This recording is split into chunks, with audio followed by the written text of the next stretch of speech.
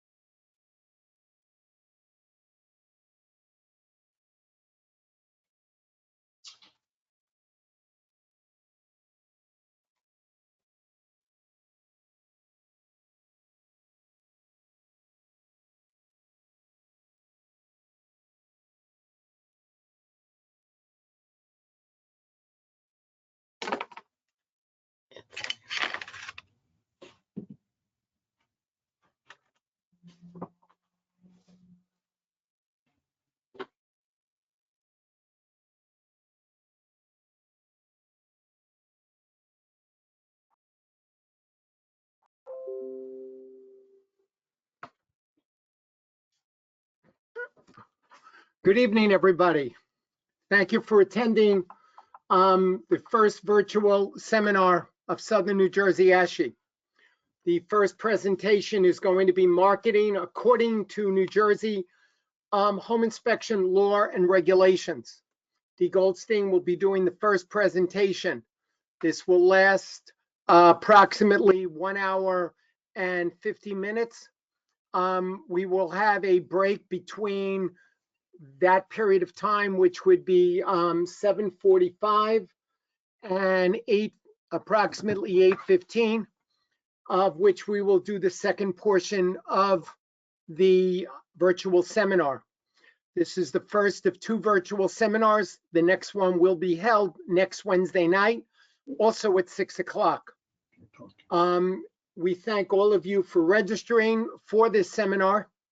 If you have registered, but we have not received your payment, whether it be direct recently for the seminar or back for the March seminar, you will not be receiving a certificate, for the seminar. If there's a problem, you can always contact us through info at in New Jersey, Southern New Jersey, ASHI.com, or go to our website, southernnewjersey.com. Thank you, and Dee will be with us in a couple of minutes. It is now 6 o'clock. So again, thank you everybody for joining us, and you're on, Dee. I'm on. Can you guys hear me? They're not responding. So No. Can everybody, Neil, can you hear me? I can hear you, yes. Good. That probably means everybody else can hear me. That's wonderful. Okay, thank you. Good evening, everyone. I'm Dee Goldstein. I'm the owner of Gem Marketing, and I also am the proud owner and creator of the ASHI online store. And tonight, the chapter has asked me to talk about New Jersey home inspection law and the regulations with advertising. And I just wanted to, let me make sure I'm working. And my screen is not advancing, so hold on. Oh no. Give me just a second. From the beginning. Why are you not working? There we go. Okay. Sorry about that. Technical difficulties. This is just a little bit about me. You can read it while I'm talking, but David and I have been doing home inspections ever since I met him. I met him in 1980 and got introduced to him. As soon as we got married, I started making my full-time living about this. And it's kind of, you know, when I did a presentation at ASHI National in January, and I thought it would be really clever, since it was 2020, to be looking at the home inspection profession, you know, in 2020 with 2020 hindsight. And I went through and I did the chronology of what has happened throughout from the inception to, you know, how the profession has advanced to thinking it was going to be a bright 2020 and everybody should be doing really well. That was January, you know, and then what was it, March 12th about is when New Jersey got shut down with COVID. No one saw this coming. No one has ever seen, I think, anything like this. David's mother is 91, and we were just visiting her this afternoon, and I asked her, have you ever seen anything like this? She goes, no, I haven't. And when it first happened, we were all pretty scared, not knowing what would happen, but never would I have predicted that the just blown crazy. Like I have never, from what I've heard from you guys, like they have never seen it before. You guys couldn't keep up. You know, we fought at the beginning to have a home inspection contract, to be part of the home inspection process. And now you've got buyers who are doing the home inspections for informational purposes, but they are not even putting it as part of the contract. And we're going over asking, and they're waiving the appraisals. I've never seen a market. It's been incredibly crazy, incredibly busy, and I'm hoping you're all keeping yourself safe, and you know, you're staying well, because sometimes when you get this busy, you don't tend to take care of your health. But let's go over things tonight. Let's talk about them. And this is what I want to talk about tonight. We're going to talk about the New Jersey law in regard to advertising. I want to touch on the first-time buyers, and this is the Generation Z, and their looking at your pre-inspection agreement, we're going to review some advertising materials for deficiencies. And then I've got a couple case studies of, they're not really New Jersey law, but just kind of good marketing practices. All right, so here's the next one. This is the first thing, and I must read this to you. I know there's going to be a few sites I'm going to read right off the slide, but I have to do that. A licensed home impact inspector shall notify the committee in writing of any changes of address that register shown on the most recently issued certificate. Such notice shall be sent to the committee by certified mail, return receipt requested, no later than 30 days following the change of address. Failure to notify the board of any change of address can result in disciplinary action in accordance with NJS 45-1-21H. And this is really important because your physical address must be on your advertising. Okay, let's jump to the generation. And I'm going to show you a slide. That's good here. These are the different generations that you guys will be dealing with, the different segments of the public. And pretty much the 1910s, the 1924s, they're not going to be buying too many houses. 1925 to 1945, that's the people, you know, right the start, probably David's mom. That was David's mom, and she's probably in an assisted living facility, or you might be seeing these people as the sellers that are moving out of their homes. Out of their homes and moving to the senior living. So if you're dealing with, you know, if you're really good at senior living facilities, this is your buyer. 1965 to 1979, those Generation X are they're called the baby bust. And then we get to the millennials, which I have the privilege of having 2 of those. And then there's Generation Z.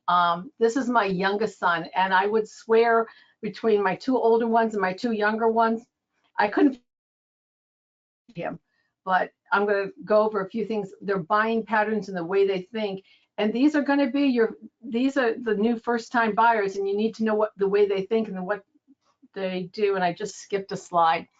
I am so sorry. For them, let me go back. I can get this. I wonder if I can get this backwards. But with them, they use a lot of social media, and that's where their work has to be authentic with them. They can really smell, they do a smell test, and if it's not authentic and they don't feel like you're for real, they will not do business with you.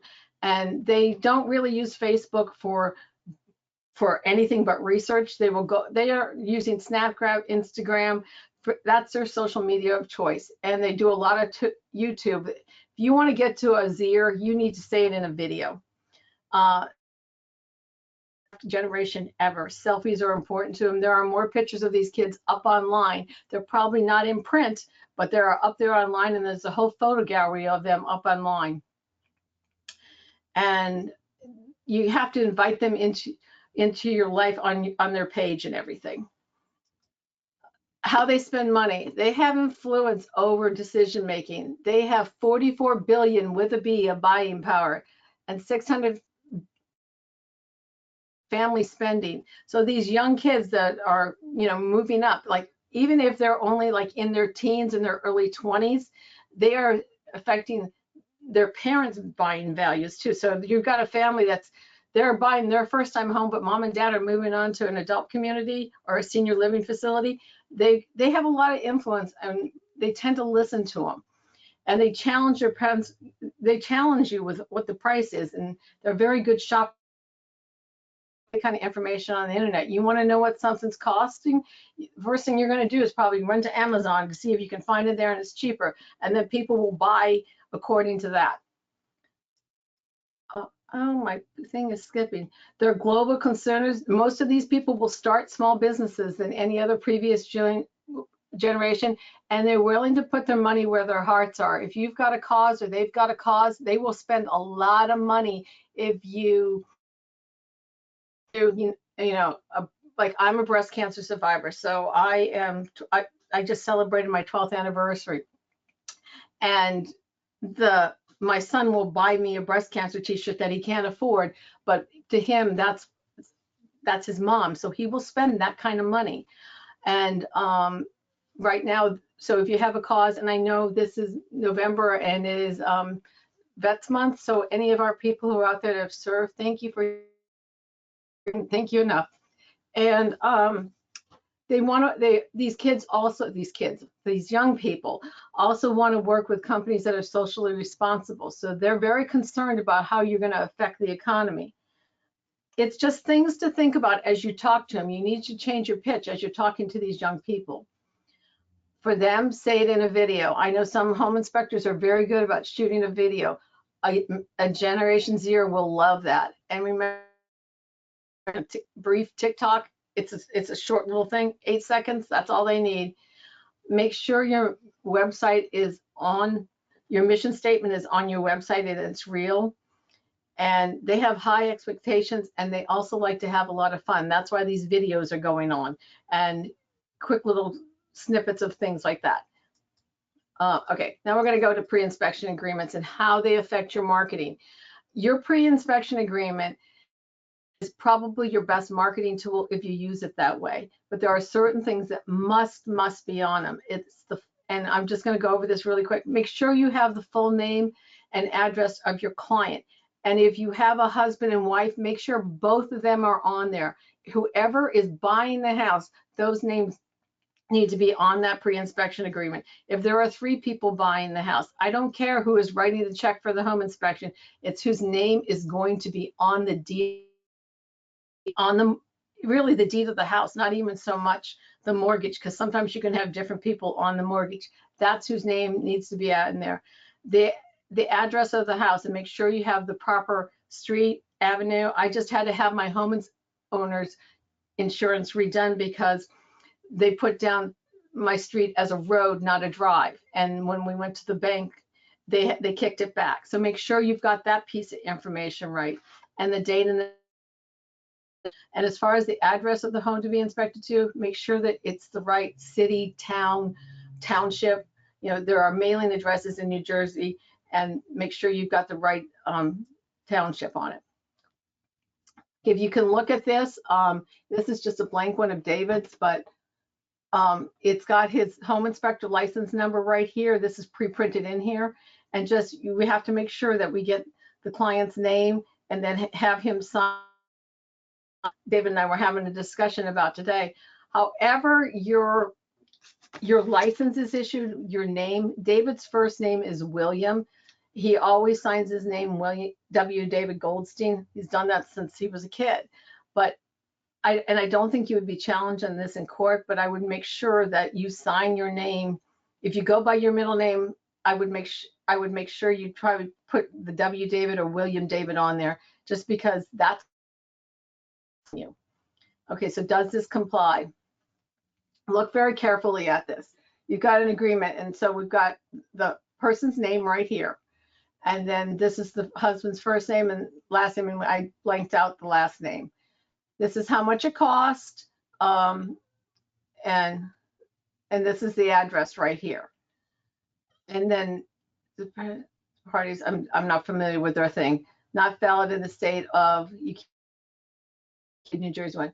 And the client has read the entire agreement and understands the agreement is hereby acknowledged. If no state regulations apply, the report will be adheres to the ASHI or NACHI standards. We're going to get into that in just a few minutes. And down at the bottom is the license or certification. This is the New York document. This is definitions of how the inspection is being done, and this is telling how the inspection is going to be done. So right here, look at this, ASHI or NACHI standards. I need you guys to like chat in on this. Does this apply in New Jersey? Got any comments? I'm going to move on. We'll talk about this in just a few minutes. The answer to that is probably no. Probably no. Good. Thank you. Yeah, just interrupt me. That's fine. Date. I can't. Okay. I'm just gonna skip over this. All right. Back to the reading. I know you guys are late and you've been working hard today, but please let me read this to you. All advertise. What? Go ahead, Neil. You may want to throw in the line, what should read in that particular line? Say that again. In other words, you said ASHI or NACHI standards. I've got a slide. what should be on that line? I've got some, let me get a few slides forward and you'll see it. Not a problem. I'm going Okay. off. Okay, no, keep talking to me. I wish I could see you guys and have a conversation face to face with you. I really miss that. And it's hard. I don't want to lecture you. So like, if you've got any comments, send them to Neil or Bree and we will, and they'll interrupt me and ask the questions. I want this to be as much back and forth as it possible.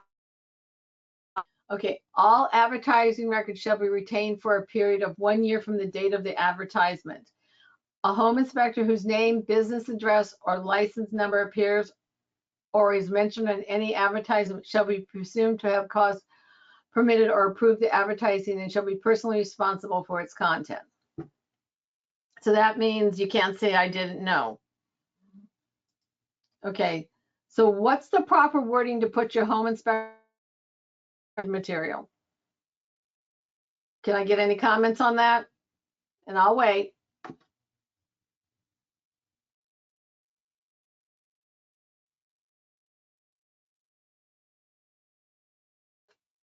Anything, Neil? Oh, I'm the only one. New Jersey, home inspector license number. Not quite. And when I was prepared, I am guilty of this because that's what most people say. So here's your choices. You got A, New Jersey licensed home inspector license number, or C, home inspector license period number. Okay, let's go to that. So think about that for a minute, and I'm going to go through this, and then you can tell me what it is. But here we go. We've got pre-inspection agreement must have the name of the home inspector, and again, here this with the name that your license was issued under to be the safest. The words home inspector license number or home inspector license number follow the license number of the home inspector. So that means you can put New Jersey in front of it if you would like, but home inspector license number or home inspector LIC period number is the way that the regs say it must be. And here's another common mistake that people on the 24GI, I and not a 1, and that all depend on your typeface. Sometimes they look the same, but make sure, some people think it's G1 and it's not, it's GI. All right. Again, on your pre-inspection agreements, the business address or the home of the home inspector, including the street name and number of the home inspector. Post office boxes are not allowed at all. I put that in red because that's a big no-no. And they will flag you on. Okay, so you might want to take a screenshot of this, but these are the two things when you're printing your cards, your brochures, or putting anything up on the web. This is how you must word it and have your license number follow after this. I have this taped to my computer screen and I still have to go to it when I am doing creating somebody's advertising, because we talk about New Jersey license. It is this is the proper wording according to the state of New Jersey. Dee, can I add one other comment? Yes, sir. Okay, also make sure that when you put your license number, you do not forget to put 24GI. A lot of home inspectors forget to put 24GI and just put the license number. It is needed. Why is it needed, Neil? What does that? First of all, 24GI indicates through Consumer Affairs what division of Consumer Affairs is responsible for your license. Because if you're a contractor, as other individuals that may have been a contractor know that their first 4 digits, letters, numbers, whatever, are not the same. So it just identifies which part of Consumer Affairs you are governed by. All right. So, but and I can't go backwards, but on that the 20 home inspector LIC period number, you can do 24GI and then just use 4 numbers if you want to. Okay. Okay. You only have 4 numbers. Well, yeah, zeros and there's a zero after some of the numbers. I know the actual license is only 4 numbers, but some people like to put the whole leading zeros and ending zeros. It's a personal choice. True. Okay. Okay. All right. Advertising and electronic media. The following words and terms, when used in this section, shall have the following meanings unless the content clearly indicates otherwise. Or advertising means an attempt to either direct or indirectly by publication, dissemination, solicitation, endorsement, or circulation into print or electronic media to induce a person to enter into an agreement to accept a home inspection service.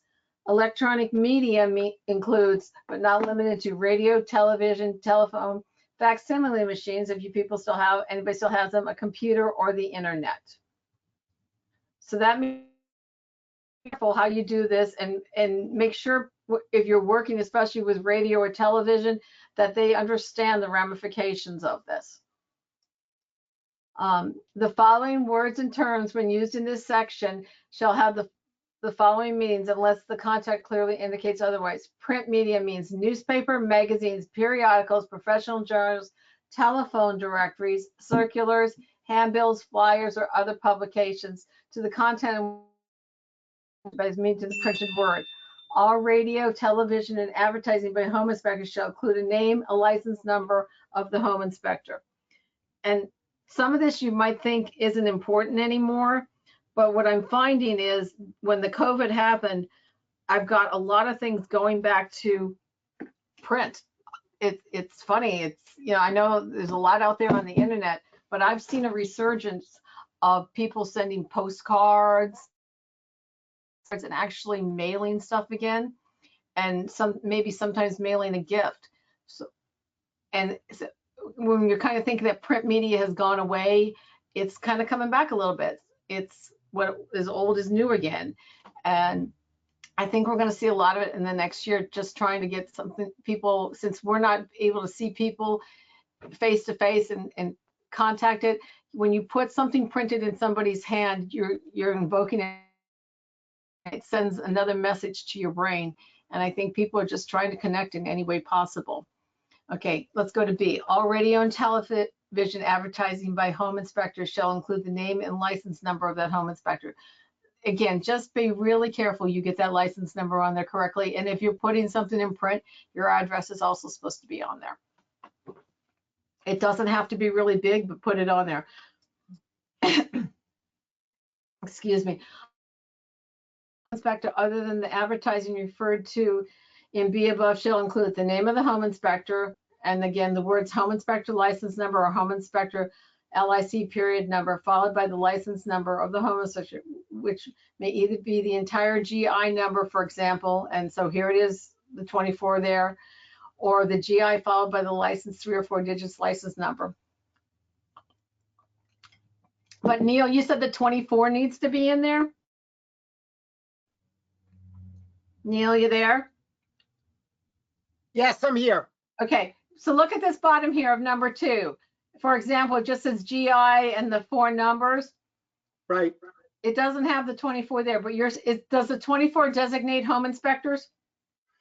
Or is it the GI part? It does. I would probably recommend that it be, because if you get someone that's on the committee that's going to be picky, it should say 24 GI, because that's what's representing what division of Consumer Affairs is governing home inspectors. Okay. If that made any sense. All right, then I will change my presentation to reflect that. I didn't know about the 24, but I will change it to reflect that, because then we're going to find my mistakes in here, guys. Okay, the business address of the home inspector, including the street name, those boxes shall not be used as a form of business address. Again, stress that. Neil, I guess they could go use can they go to like a mailbox, etc., as long as they have a physical street address? As long as mailbox, etc., would have a physical street address, in parentheses, a box number, as long as it has a street address, then it would be okay. But if it goes PO box number, it would not be okay. So you could have 123 Main Street and then number 245, and that would be their box? That Correct? would be okay? That's Yes. okay? Yeah. Okay, good. All right. And what I'm trying to do with this is I'm trying to get you guys to think and check your own advertising and just make sure, because it's so easy to make these mistakes making it. And I don't think the board's out there to nail you, but it's really, you need to be able to look and see at your own stuff. And we're going to go through reviewing it at the end. Okay, record retention, we did all this. I've got this in here twice. I am so sorry. Response, a home inspector's name, business address, or license number appears or is mentioned in any advertisement shall be presumed to have caused, permitted, or approved the advertising and shall be personally responsible. Okay, we're going to start getting into particular forms of advertising. And here we've got commercial vehicles. And it says all commercial vehicles used by a home inspector shall be marked on both sides with the following information: the name of the home inspector in lettering at least 1 inch high, the words home inspector license number or home inspector LIC period number, followed by the license number, and then there's his GIs and the numbers to be. All commercial vehicles used by the house shall be marked on both sides of the following: the name and owner of or the lessee of the vehicle, and the municipality from which the license practices, and where the license has a principal office in lettering at least 3 inches in height. When available for lettering is limited either by design of the vehicle or the presence of other specified identification markings, making strict compliance of the F3 above impractical. The size of the lettering shall be as close to 3 inches high as possible within the limited space, provided the information is required is clearly visible and readily identifiable. Now, most of you have vehicles big enough that you could do this with, and this is one thing that you need to check yourself for. And maybe if it's, you might need to redo it. All right, let's take a look at this. This is Carlo's van. And so take a look at this. So does he have his license number on this right here? Can I get some comments? Type it in, guys. Let's get some chat going. I want to make sure you guys are listening.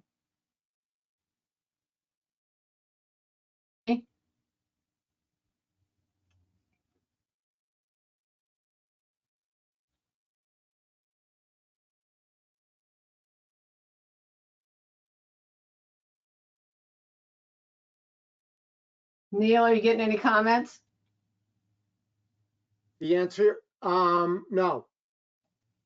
No comment. No comment. Okay, let's go. Well, look at the other side. Okay. Look at the back here. Anybody who wants to comment can type in on chat and I'll respond that back to D.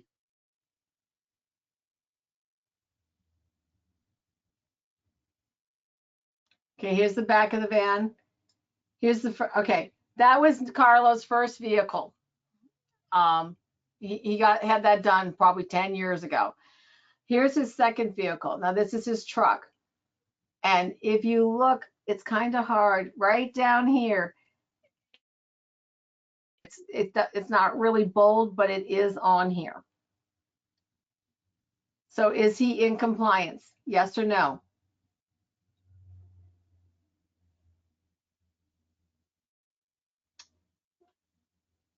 Are you guys awake? Let's see some chat go on. Yeah, we have everybody listening, or almost everybody listening. Everybody's listening. Okay. All right, I'll keep going. This is hard to do. I tried to blow this up, but my picture wasn't good enough. But you can see Carlo's number right here. The picture I had from the PowerPoint wasn't big enough to, but here is his number. So it is on his vehicle. It is on there correctly. And I guess this is what I'm trying to say. If you look at your vehicle and it's not on there, and if it's commercially lettered and commercial plates, it's got to be on there. And guys, it's easier than having the board have a chat with you. All right, now we're gonna go to, we're gonna start looking at this. This is somebody else's sign. This is like a removable sign. Now, is this one correctly? What's wrong with this one?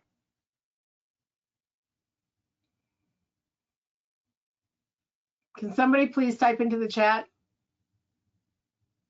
We're trying to correct this.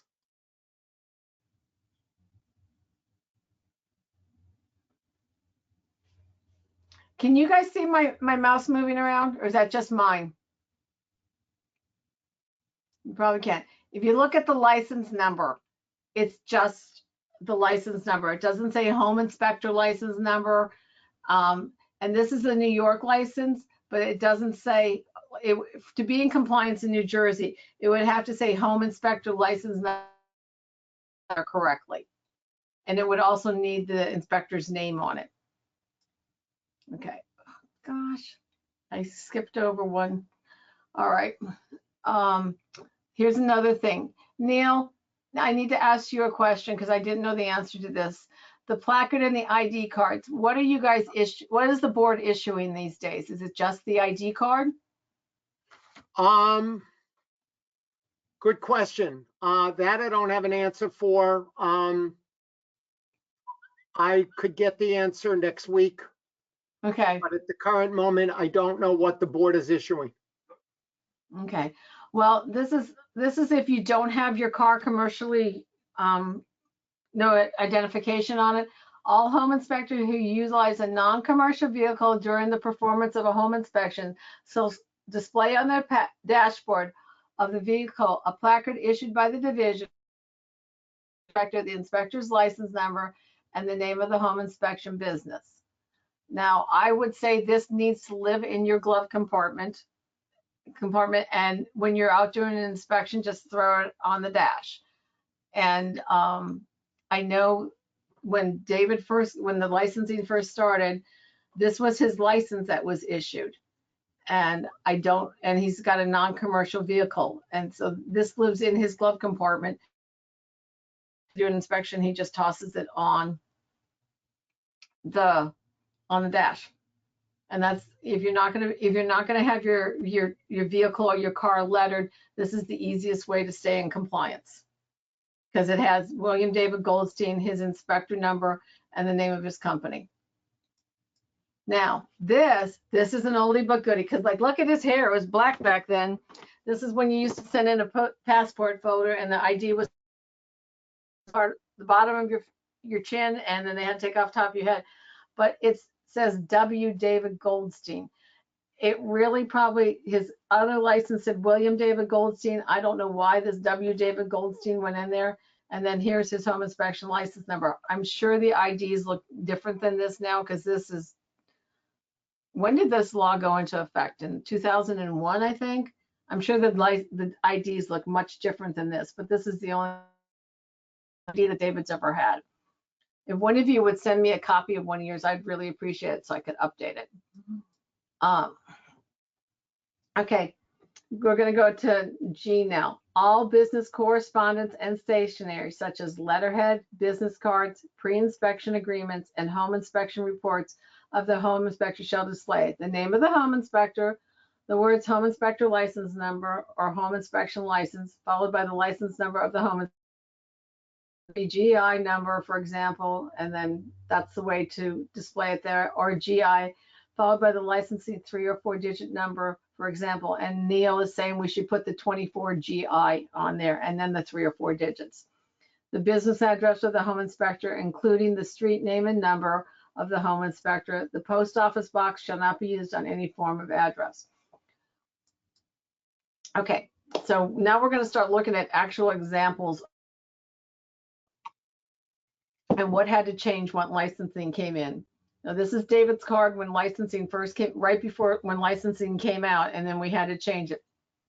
So since I can't, I'm going to answer these questions since I can't ask you guys, but take a look. What's wrong with this card? And I need you to start really being critical of the images that are going to be coming up here. What's not in compliance right now is there was no home inspector license number on it, because he didn't have to use a PO box. So the two things that would be wrong with this card is the license number is missing and there's a PO box number on it. Okay, here's his more updated one. And here he's got home inspector license, and then he did the whole number. He could have just gotten away with the 24 GI and the 171, but his street address is on there, the 1200. And if on the back of his card, he also has his New Jersey and Pennsylvania building inspector license. Now you don't have to have either one of those, but it's really important. This card is in compliance. Okay, take a look.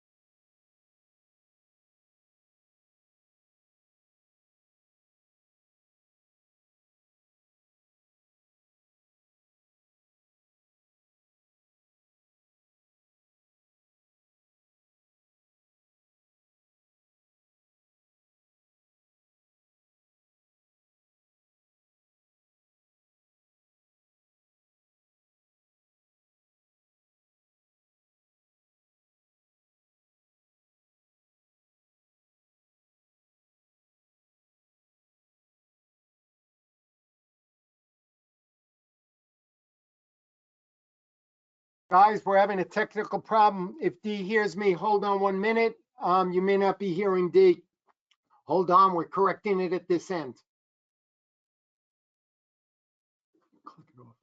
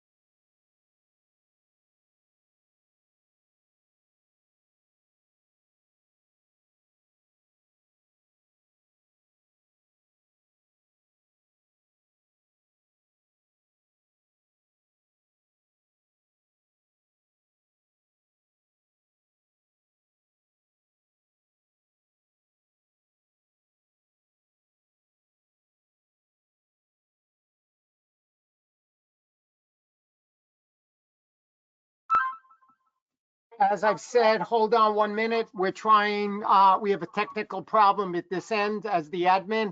I was able to resolve the chat questions.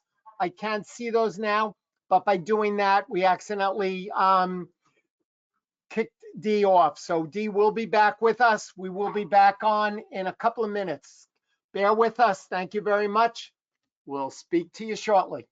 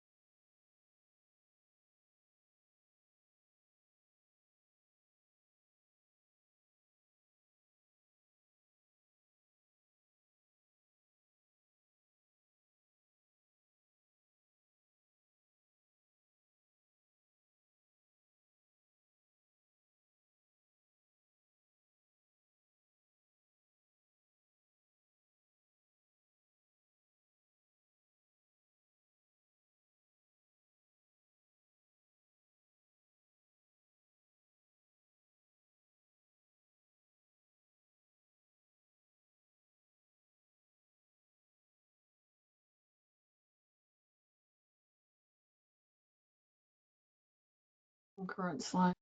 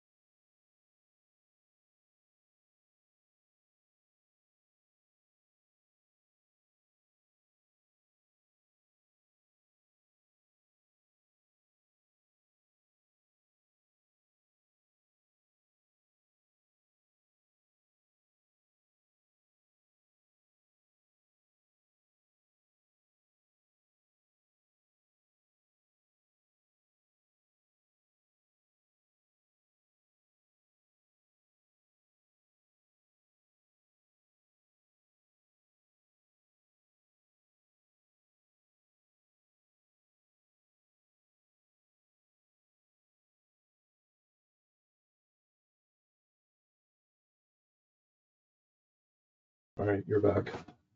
Okay. All right, can everybody hear me? Confirming we could hear you now.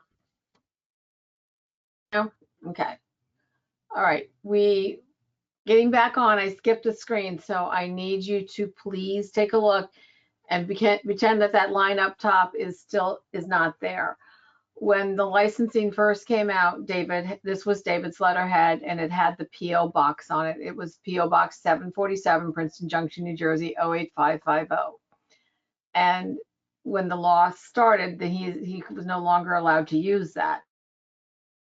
An interim step, what we did was we put a line through that and then wrote down our address of 1200 Route 130 in Robbinsville, New Jersey 08691, and also put his home inspector license number on that. Right now I'm looking at it, and it's according to what Neil said, we should have put the 24 GI in front of the 0171, and that would have made it it's technically incomplete. You wanted to really get picky about this, the 24 GI should be in front of that license number. And then this is how we further corrected it. We put his name on there and home inspector license number 0171.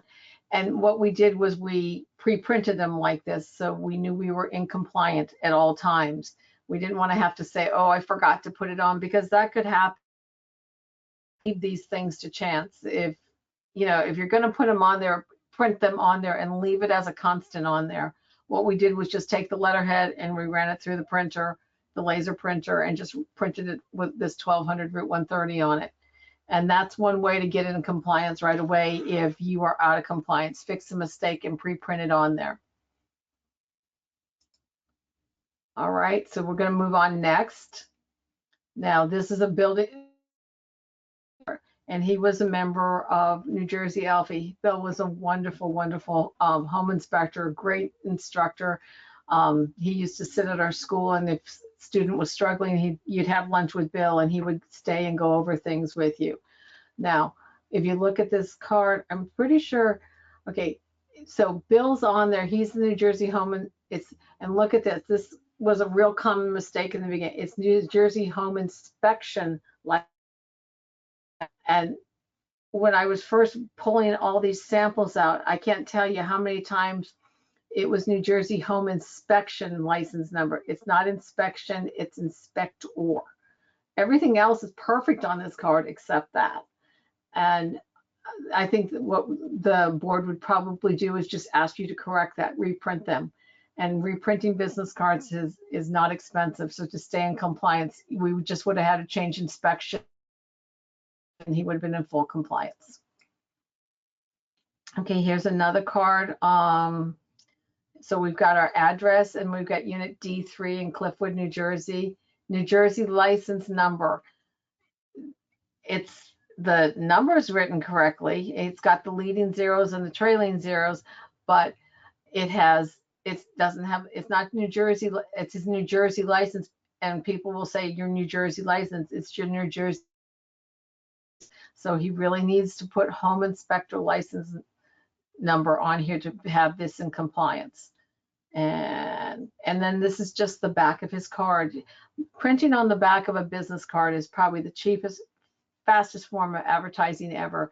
You can use it to, use it as an advertising place to, get referrals with.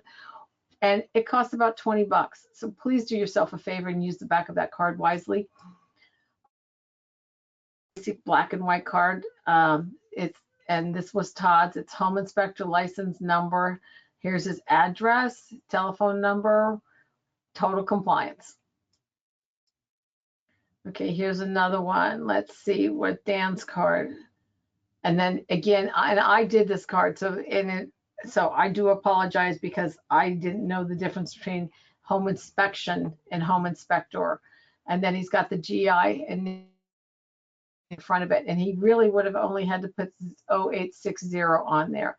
And he could have left off the last two trailing zeros if he chose to do that. Okay, here's Colin's card, and his has gone through a couple changes over the time, but he's got, are we okay, Neil? Yeah, one comment on the last card that you gave, which was 086 for his license number. Yeah, 0860. Okay, but because it was 086, I mean, I understand, and you very rarely are going to get that, but like you said, 3-digit numbers, it kind of seems that there would have been a typographical error. Appears to be a typographical error because 086. Whereas if you had all the digits, it would not appear to be a typographical error. Do you understand where I'm coming from on that comment? Yeah. So the first probably 500 home inspectors, you're saying we need a leading zero, or you would rather see it? I would say yes, because if someone was looking at it and saw 086, they would think that it would have been, where are the other zeros? I understand what you're saying. Is it 000, or for the newer guys, 00, which is 001? For someone older like him, 00. So if we had all the digits, 24 GI 001 or 009, the sense of confusion is eliminated. Okay. So you're saying you'd rather see all, like, the longer version, I mean the number? Personally, I think it would be cleaner to see all the numbers instead of a sense of confusion, because the first thing I saw when I saw 086 is that there was an error, a typographical error, but I hear what you're saying. His number was 86. No, it's 860. Okay. And you see, I had it wrong in my head. Yeah. So, okay, but like, your point is well taken, because look at this next card. He's got all the digits there, and his real 4 digits are 1175. So you've got 2 leading zeros, the 4-digit number, and then 2 zeros after it. So the leading zeros and the trailing zeros are really just, they're Right. not really, they're part of the series, but the actual, his column's actual number is 1175. Exactly. Right. And so for the earlier guys, till we got to 1000, they always had a leading zero in front of their number just because we needed 4 digits. Correct. That's what I mean. A newer guy like Colin is 001. An individual like myself is 0009. Okay. Yeah, you've been around a while. Thank you. All right. So look at the front of the vertical card is the front of Colin's card, and it's got his name, president, his New Jersey licensed home inspector. And really this should be, and New Jersey licensed home inspector. It's home inspector license number. It gets so confusing with this. That's why I've got it pasted to my computer screen, because I can be setting up a card or setting up a brochure, and you say you're a New Jersey licensed home inspector, but when you type it, it's home inspector license number. And just be very careful with that. And if you ever need to, just give me a call, because to go look at the computer screen and she can tell you that. Then he's got his list of services on the bottom. Flip over the card and he's got two different versions. One is this wire gauge that tells you, if you put it up to the drop line on the house, you know, what the, you know, the thickness of the wire is. So you've got a 200 amp, a 150, 100 amp, or a 60 amp card. And this got distorted in the thing, sorry. And then if you look on the back here, his address is on the back. So this card is compliant. It doesn't say you have to have your address on the front of the card. It just says it has to be on the card. And I understand from being in home inspection, you guys can drive a long distance to go wherever you are. And sometimes if you put freehold on there and you've got somebody that's over in Somerset, they're going to say, oh, you don't go that far, or you're out of the area, so I wouldn't call you. Well, you guys will drive to an inspection, I know. And that way you can, you know, that's kind of a way of like not having people look at your card and say, oh, you don't go there. And then on one of the other backs that we did was, you know, we did the greatest compliment you can give me is referring your family and friends, and then he signed his name to it. He also put his radon measurement technician number on there and his pest control applicator number. And I didn't have, but I do want to get the proper wording for that. And maybe I can get that for you by next week, Neil. And I'm going to search the radon regs and the New Jersey pest control applicator. And it's not, I don't think it's a license. I think it's a certification. And I want to make sure we get that correct too, and give you a slide or a card that says, and maybe you guys can just keep this and say, when I go to do my marketing, these are how my numbers have to go on there. Any questions on this card, Neil? Card looks okay. Sorry, Okay. because I'm reading the questions that guys are sending me at the same time. It's not like I'm not watching. Oh, no. Okay, is there something I can answer now? If there is, I will type, or I will interrupt and I will tell you. Please interrupt. You got it. Especially if they have a comment on what I'm on the slide I'm talking about, or please interrupt so it's fresh in everyone's mind. Okay, here's Jason's card. New Jersey home inspector license number. We got that right. We got the GI, but we don't have the 24. And Jason, you know, got licensed when we were still in the 3-digit era. Have his address on here and his services. And so this card is in compliance.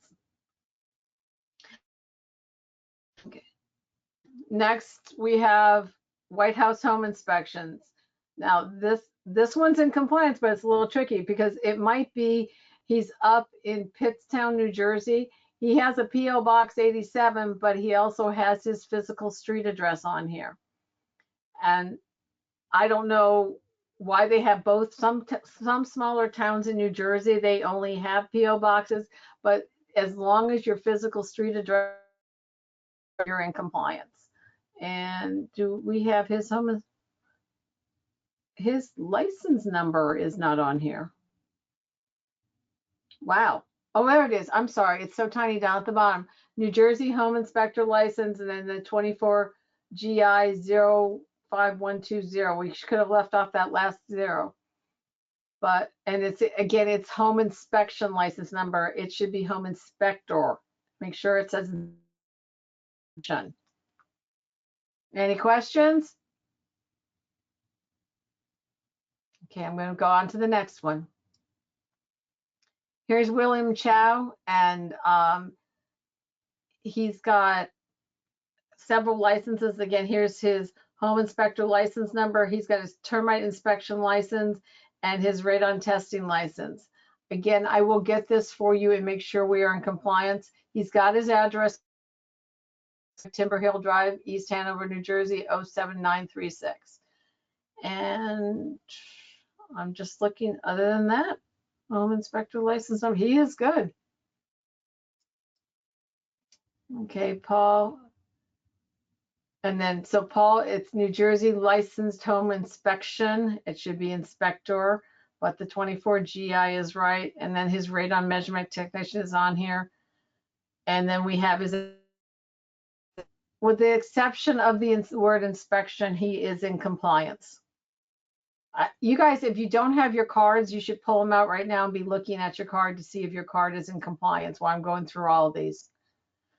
D, Here's Roy Stanley, New Jersey license number. We need the words home inspector license number. Some of these cards are older, so they're from the beginning of the licensing period. And because he's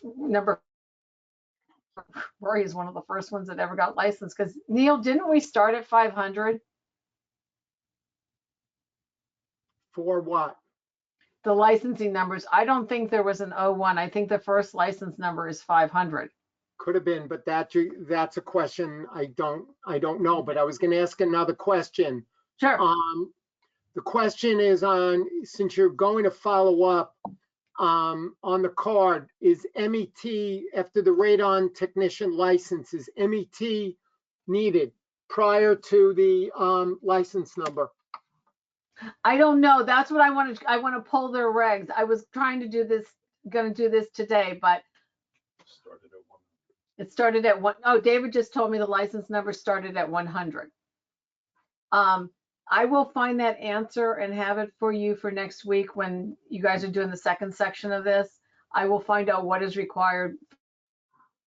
And 2 inspectors just responded. One, George White, just said his is starting at 400, another 398. So I am hearing your questions, guys. Mine's oh, David's is 171. Yeah. Rick is like, And Richard is 195. Okay. and I think Rick is something like 173 or something. So I think they started at 100, David said. It started at 100. Yeah, because he's 171. And I think Rick is like 173 or something like that.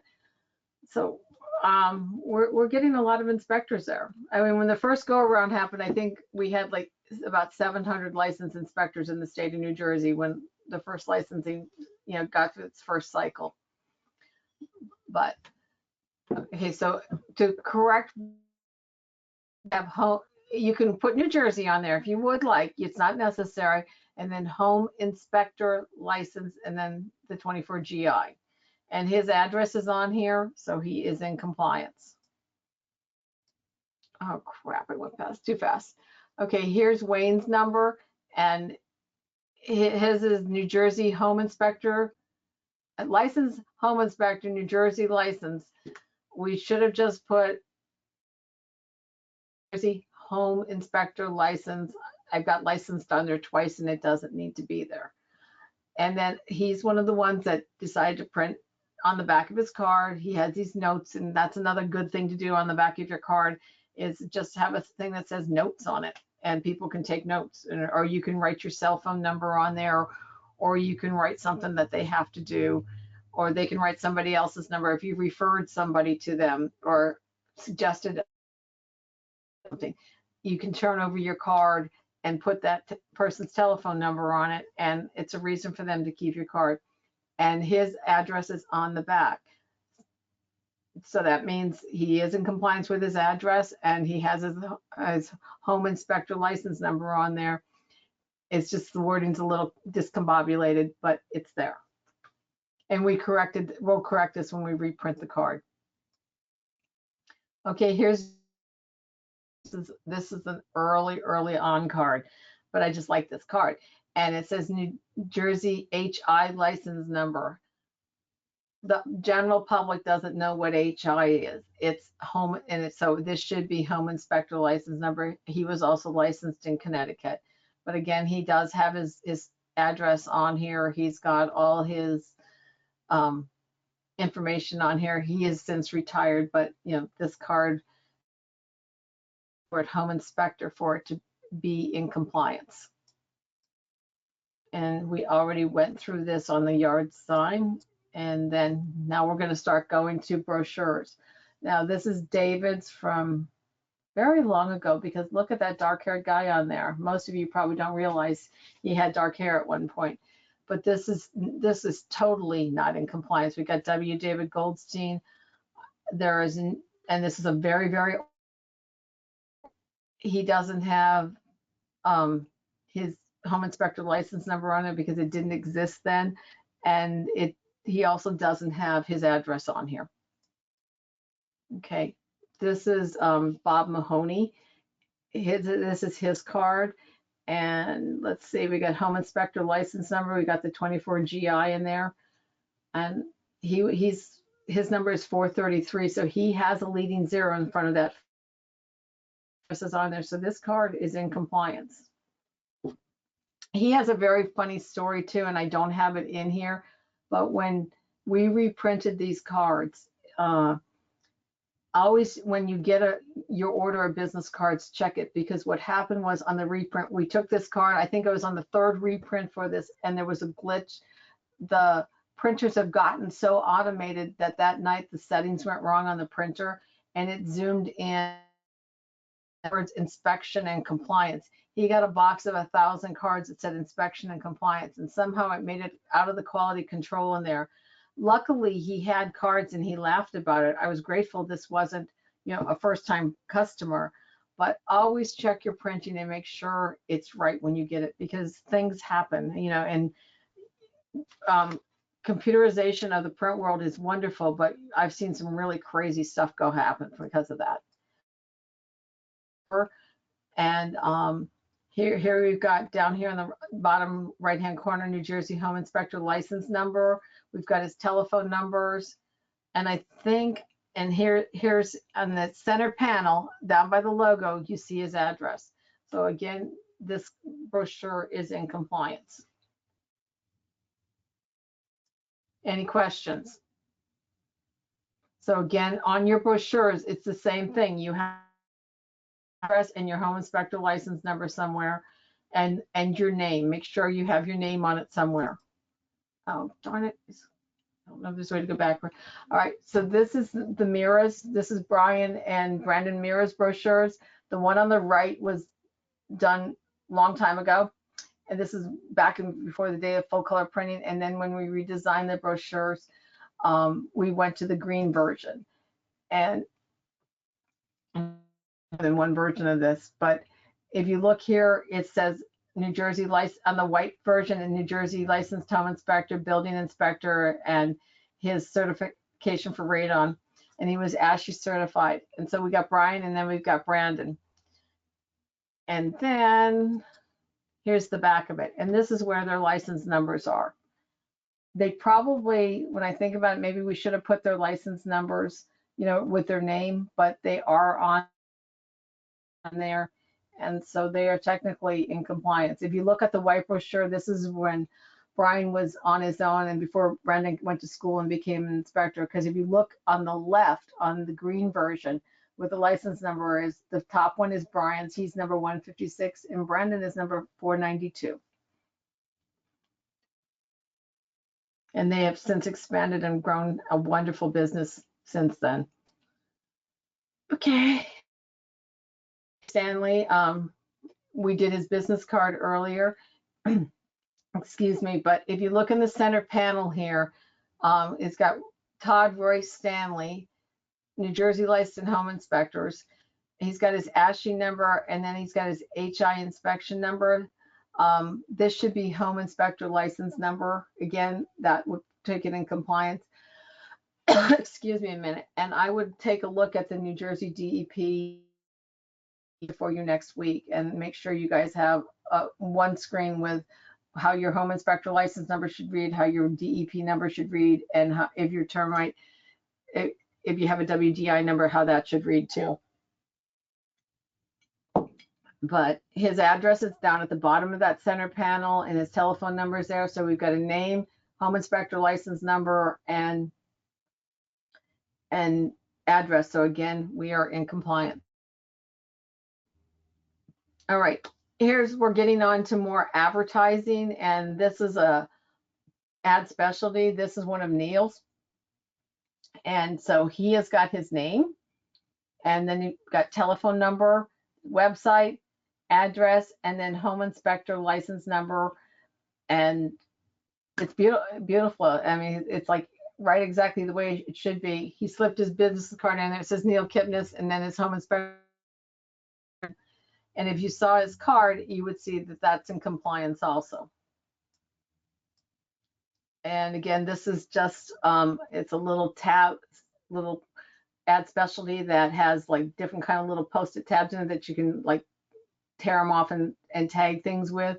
But again, Neil Kipnis, his address, and then his home inspector license number. And I actually got it right, so that's good. And he a series of things for a real estate program that he was in. And again, this is just the same thing.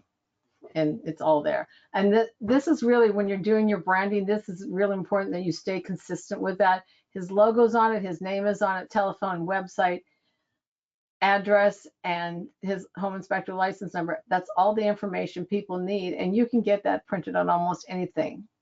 I mean, I can make that fit on almost anything. And just the consistency you from being even though you're a one-person operation, you will be able to compete with any national franchise if you just think in these terms. And if you noticed, everything was red with a white imprint. That's what major corporations do. They keep their branding consistent so they don't confuse their customer, and it helps you build your brand very fast. Okay, this is a page from David's website about us. And when I first pulled this up, I had to go back and change it because his home inspector license number was not on there. Now, from what Neil's just said, we should have the 24 GI in front of that. So I will contact the webmaster tomorrow and have him do that. But again, it's 1200 Route 130, Robbinsville, New Jersey. You've got his email, his telephone number, and it's in compliance. And then here's the thing though, when I know that Southern New Jersey Ash did, it was either last year or the year before, around the holidays, they had a professional photographer come in and do headshots. And this is where you really need to update your headshot. This headshot of David is probably from the mid 90s, and before our kids gave us gray hair. And, you know, this is what happens when you don't take a look at your advertising. You need to really update it at some, because they're going to be looking for a black hair David show up. Every 5 years at least, get a headshot done. And I really like the fact that the chapter did that for you guys. And it was great for the photographer. It was great for you guys. It was great for the chapter to do it, because now when they need a picture of you, they've got it. And in this digital age, it's just so easy to do. It's not as costly. Headshots used to be $200, $300, easy. And now you have somebody and they're done, and then you can just upload them to everything. It is a great thing to do. All right, so these are some things that you need to consider. They are not part of the New Jersey regulations, but I want you to think about it. Are you a member of a national organization such as ASHI, NACHI, New Jersey ELFI? And this is kind of an ethical question, but it's something that's coming up within ASHI, because I know like, whose standards of practice are you going to follow when you're conducting a report? Are you going to do ASHI's, NACHI, New Jersey ELFI, or the New Jersey regulations? In New Jersey, you must follow the New Jersey regulations. It trumps ASHI, NACHI, ELFI. I don't care who it is. You have to do your report in compliance with the New Jersey regulations if you want to have a license, and two, if you want your E&O you in the event something should happen. So watch it in your wording. You can say you're a member of one of these organizations, but don't say that your report is done. It probably is done in accordance with the ASHI standards, but it really needs to follow the New Jersey standards. Any questions on that? Dee, one, not necessarily a question, but one other thing just to add to the prior slide. And the prior slide was where you were saying the only different comment I could make about putting your name or your license number, physical street address is on a pen. Okay, You can put your name, phone number, or an email. You will not get criticized if you do not put all the other information because there's extremely limited space on a pen okay, or That's something good. as small as that. So I'll just throw that in. okay. So if it's real tiny like that, you guys are okay with that? I believe the committee members are okay with that. Okay.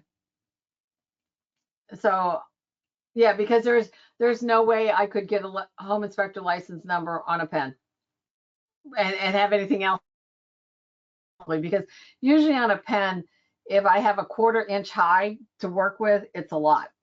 Sometimes you might get a 1/2 inch high and you could get it on there, but you wouldn't be getting much else on there and have it legible to somebody, without putting on glasses. And that's a really good point. Thank you, Neil. I'm trying to think if there's anything else tiny like that. There's some little tiny bottles of hand sanitizer that you might not be able to get the license, but most other things I can probably get the license number on there. And what happens is sometimes when I send it off to the supplier to print it, they will call me, they'll send the proof back and say it's called filling because the ink will just run together because the print's so small. And sometimes they will adjust it and then I'll send it back for you to look at. But there's sometimes they just say this is going to fill and it's going to look horrible. And I think I probably need to just ask the board if I really get stuck that much. I would probably call the board and ask them what would you like me to do? Okay, thanks, Neil. Any other questions? I'm monitoring them as you are continuing to talk and I'm replying at my end. Okay, all right. Well, I don't mind answering because I think it kind of gives it a little bit of like give and take. Okay, If you want one question that we have and I responded, I'll let you respond. okay. David Turner responded that Alfie is a New Jersey chapter only.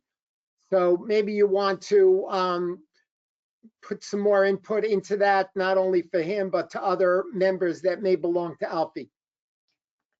It's in New Jersey. Okay, so I think New Jersey, I don't think they have a standards for report. They do have bylaws, but I'm not saying don't brag about who you belong to, because I think it's great that you belong to these organizations and and the camaraderie plus the education you guys get just going to your meetings all the time is amazing. I always strongly suggest people belong to these organizations because you learn so much just by being and attending these. And it also shows that you're very professional, that you're continuing to. This is the one profession where I think you guys can never be caught up. There's always something new, some new building material coming along. Just when you think you know it all. I was watching, David is gonna die because I'm an HGTV girl, and they were pouring a fence post, and there was this new product. Instead of filling it with cement, the bags that if you're like on the athletic field and you sprain your ankle and they come and they snap. There was a bag of cement like that. And what they did is they had to, like move it back and forth a little bit and shake it up. And then he cracked it. And this foam came up and filled the hole in the fence post. And so instead of mixing up a whole bag of cement and then pouring it in there, it was like he shook it for maybe 30 seconds, cracked it and poured it in, and the fence post was set. And David goes, "What are you talking about?" I said, "It was just really a cool product." And so there's always new things.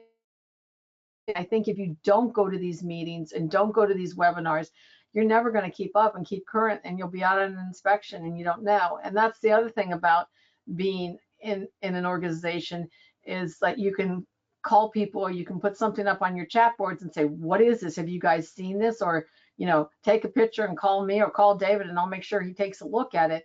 And sometimes he'll go like, "No, I don't know what that one is either." And you can never know it all. So really important to do and to continue to educate yourself. Okay, but here's something new with ASHI, and I want to make sure you guys realize this. That you must be a member of National and have paid national dues in order to use the ASHI member inspector or certified inspector logo. This was effective January 2020. And then you are not, I'm not saying you're not in compliance in New Jersey, but there's things that I'm going to go into next that are going to show you what happens when you don't do this and you don't update your marketing. Okay, any questions on this? Again, in order to use the ASHI logo, you have to be the member logo, the inspector or the certified inspector logo, you have to be a member of National and have paid your dues. Neil, did I? Breaking up slightly. I didn't hear the end of that. Did any questions come up about this, about the bylaws? No. Okay, I'm going to the next one then. All right. If the owner of the company is a certified inspector, he may use the certified inspector logo. He or she may use their certified inspector logo, but each logo that they have achieved a designation for. So just be careful of that you don't say your employee is certified until they are, or what level they are at in ASHI. And here's some case studies. And this is something you have to be careful of. If you're a member of that national organization and quit, or you have to remove your logo from this advertising. And this includes your clothing, the business cards, the website, and the pre-inspection agreements. And just be careful with this, because give me the courtesy of going through these slides, and then we'll get to why. Why do you need to do this? Because you agreed to do it when you joined the organization. And especially with the certified inspector logo, that process is a whole separate accreditation process. And that logo means something, and it has to get that process and that certification process done. And it's the only one that has it. So I want to make sure if you're using that logo, you understand me.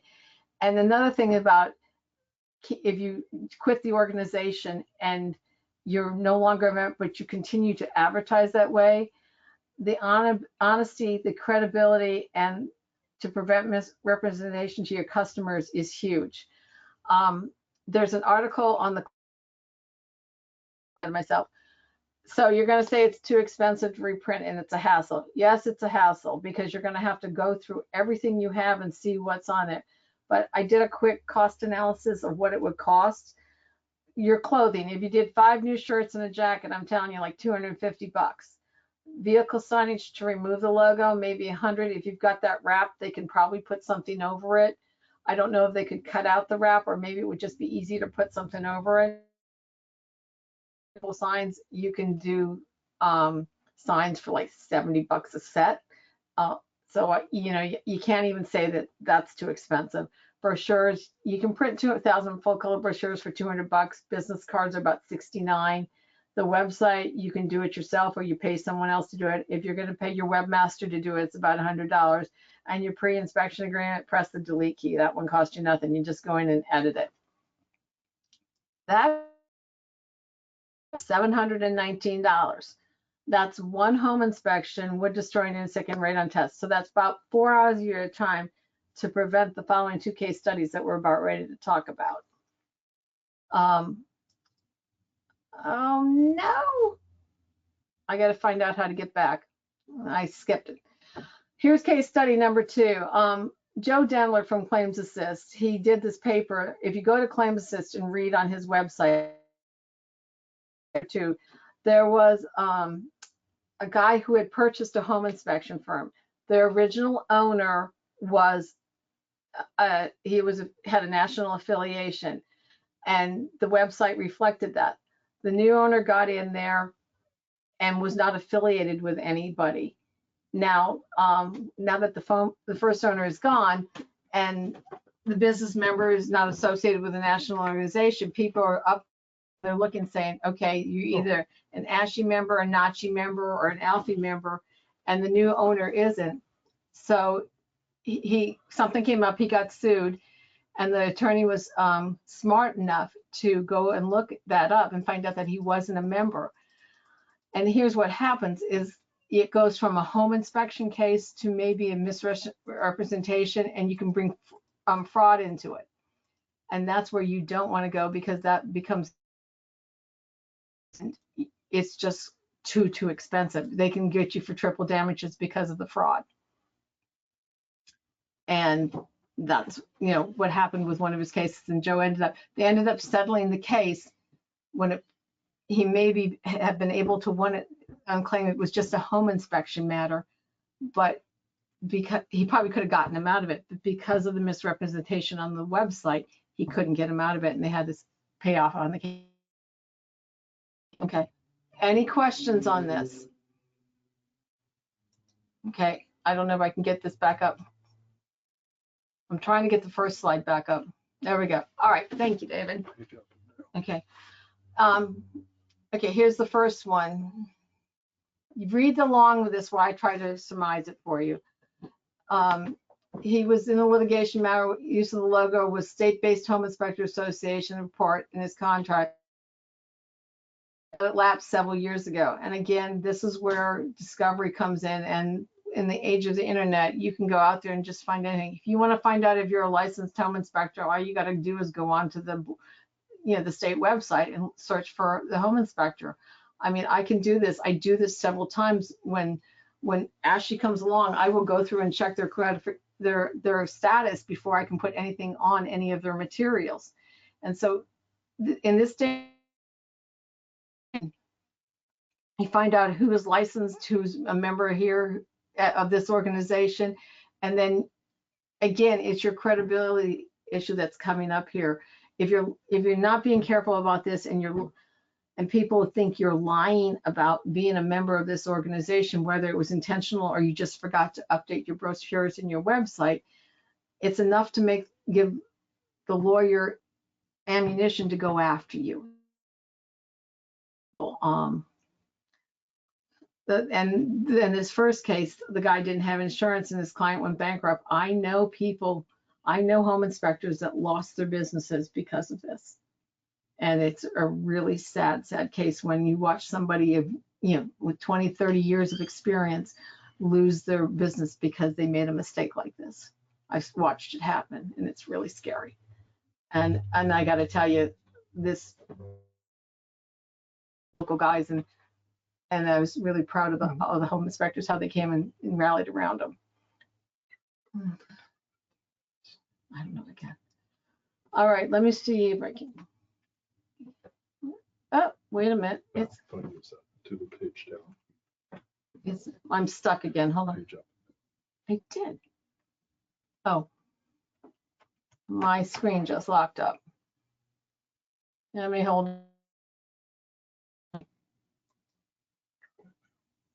That's not the one I want. Give me just a sec, guys. Resume slideshow. Yeah.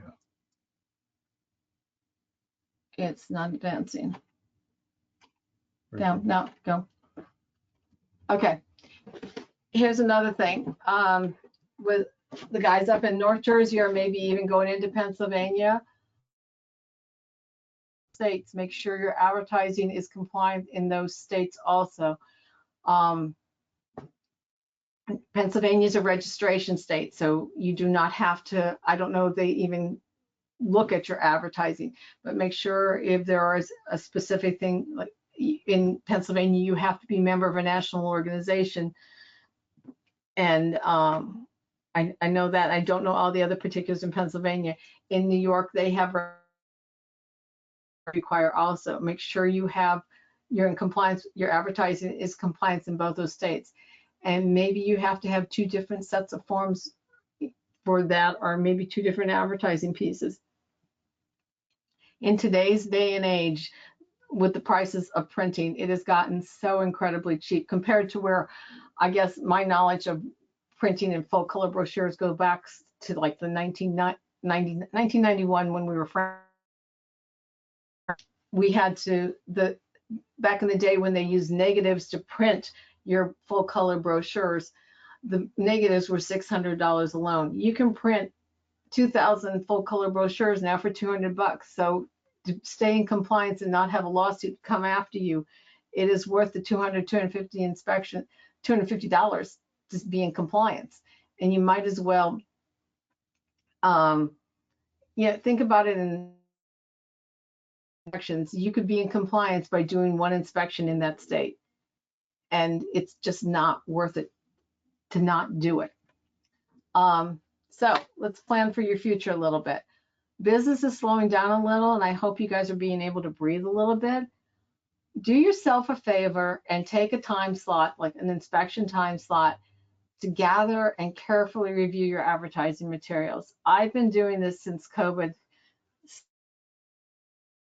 but we had some vandalism at the building and the windows were shattered. And so we are having to clean everything out and get new carpet because there's shards of glass everywhere. But I have gone, since COVID happened, I have been going through the files and cleaning them out, and it's amazing what's in there and what you find. And it's just a good thing to do. It's kind of a cleansing experience and gets you ready to go forward. And maybe you should have another person review on them and gain a different person's perspective of what your advertising is. Sometimes you think you were just so clear on what you want to say, and that's not what the reader is getting from it. And I'm going to say this very lovingly. A home inspector looks at things very technically, very analytically, and when you're trying to get an advertising piece, done, sometimes you guys set it up, look at a piece for a long time because you get tunnel vision and you don't see an obvious mistake that somebody that's picking it up for the first time does.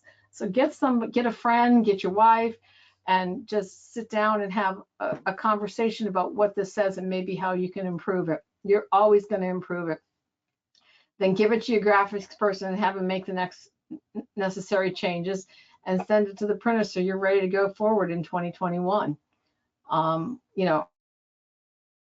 Because if you've been using the same thing over and over again, you just sit there and go, oh my God, how am I going to do this? And it's just too hard to do. It takes time. Start with your business card. Do one thing first, and then look at your brochure.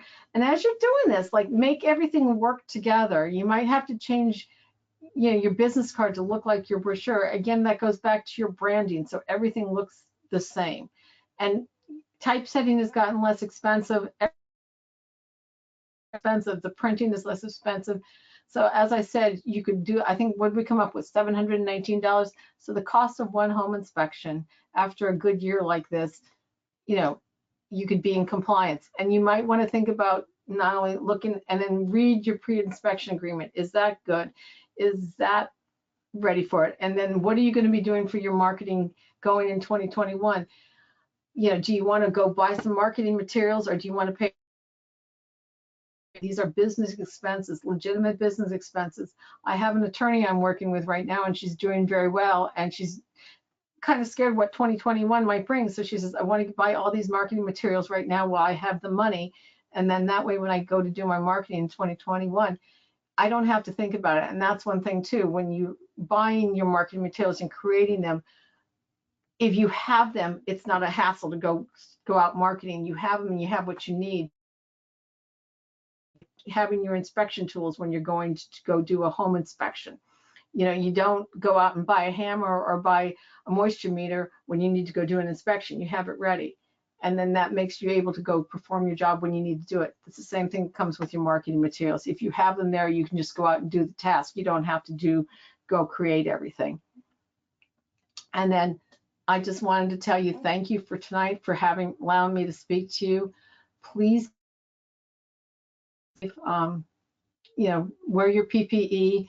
If you guys need stuff, I have stuff here too, the respirators. I have got a ton of, my respirator company is fully operational again. They are manufacturing in the US. They've got 2 plants going.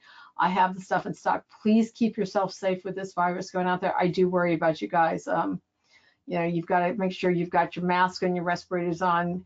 I don't know if you guys are wearing, you know, what you're doing to protect yourself. The hand sanitizers, that's a big thing right now, giving out to customers.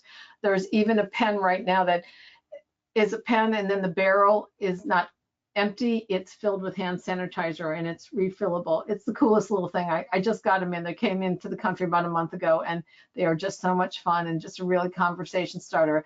And another thing that they're starting to do is wrap, like cellophane wrap the pens instead of them being just in a box. You handed it to a customer to sign something or you would just wanted to give it to them. It's another great thing out there. And this is my contact information. You know how to get a hold of me. Please do not hesitate to call me with any stupid question that you may have. And again, thank you for allowing me to be with you tonight. And do we have any questions? One comment I'd like to ask, and while I'm talking, hopefully some inspectors will send a text message that I can relay over to Dee.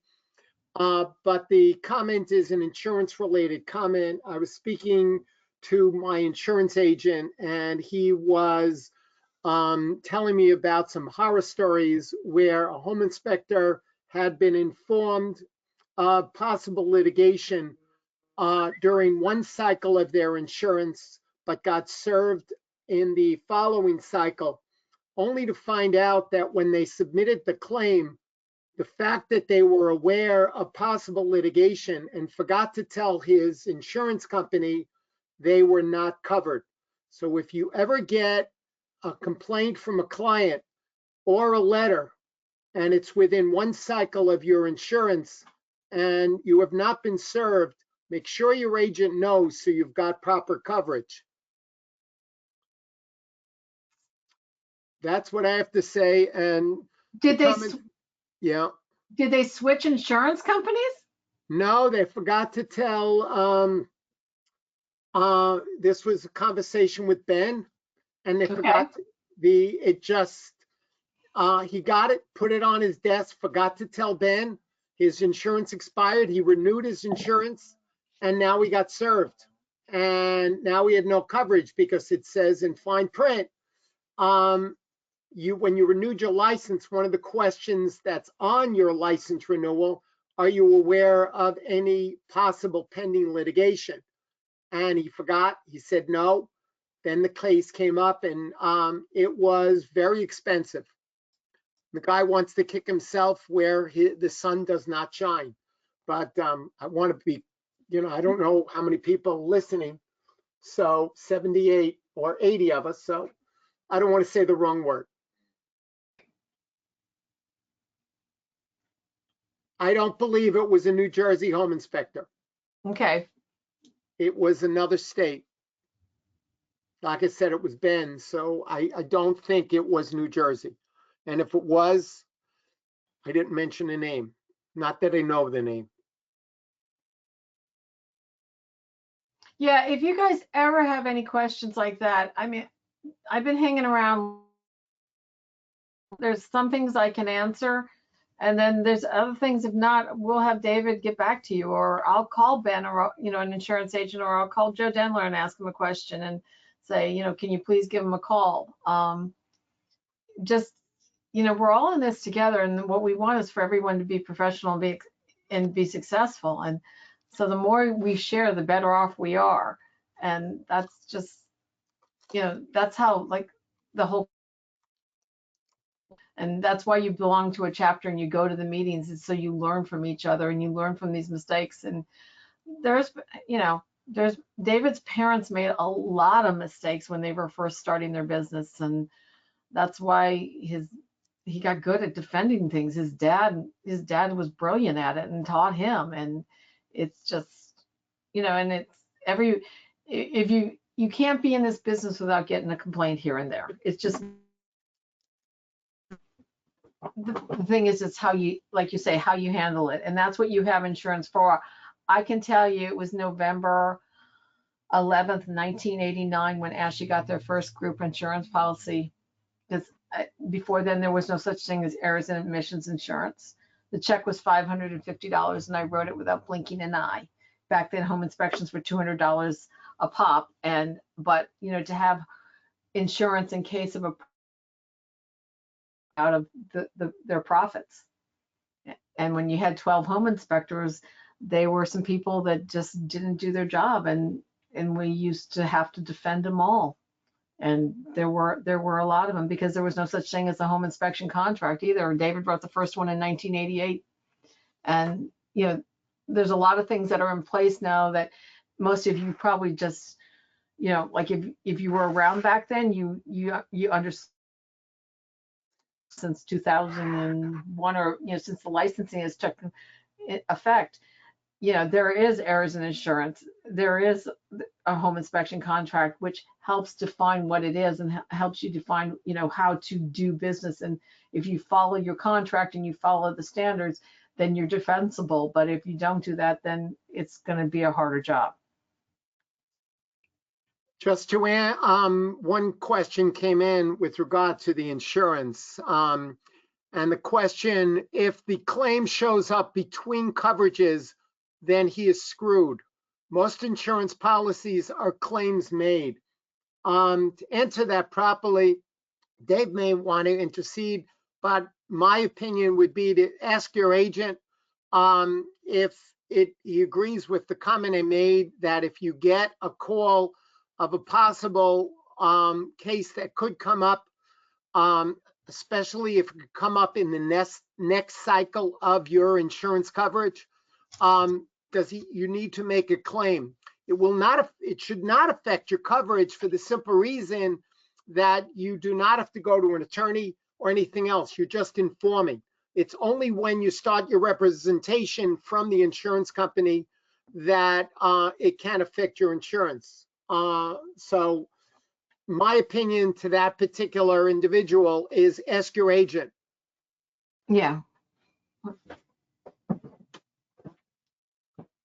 You have, David has a comment. He just walked in here. No, I was just going to say, technically speaking, if you get a notice in any way, shape, or form, technically you're supposed to notify your insurance company. If you do not notify your insurance company, they could very well, very easily,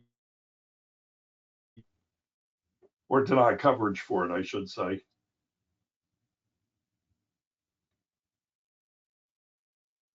So guys, it's better to put that claim in or notify the insurance, just because you don't want to like go in this other way where you don't have coverage, because trust me, that's a real costly road. I've been down that road, and that's what your insurance is for.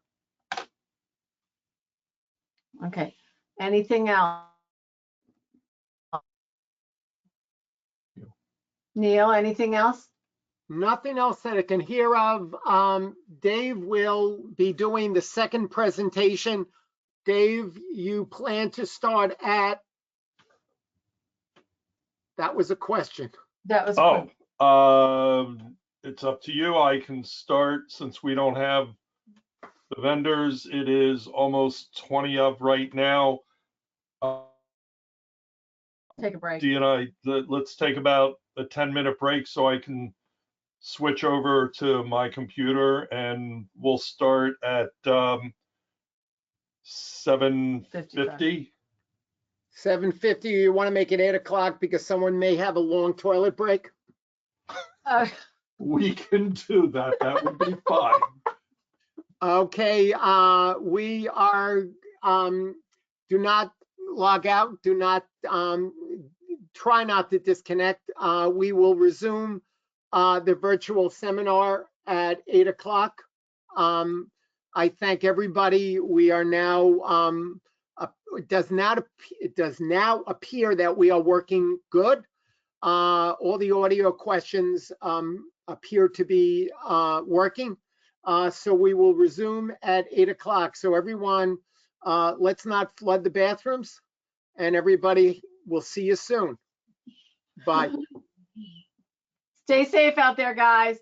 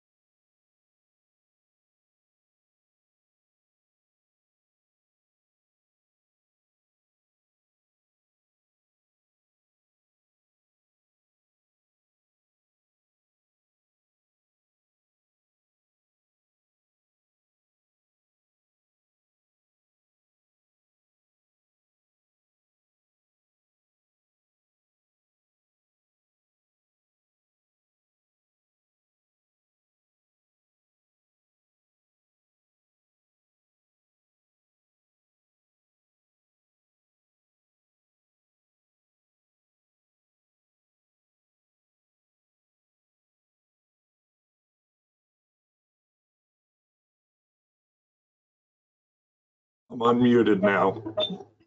I can hear you. I'm gonna We're turn, good. let me disconnect this. Hold on. All right, you're able to hear me okay? Yep. Correct. We can hear you. Good. Okay, we are going to be ready in about 5 minutes. Also, it's a reminder that you need to register, and most of you have registered for next Wednesday's seminar, which again will be from 6 to 10. So please, if you did not register for next week, please make sure you register so we have a smooth transition into this, and hopefully we do not have to send repeated emails. And I thank everybody, and we're going to be back in 5 minutes.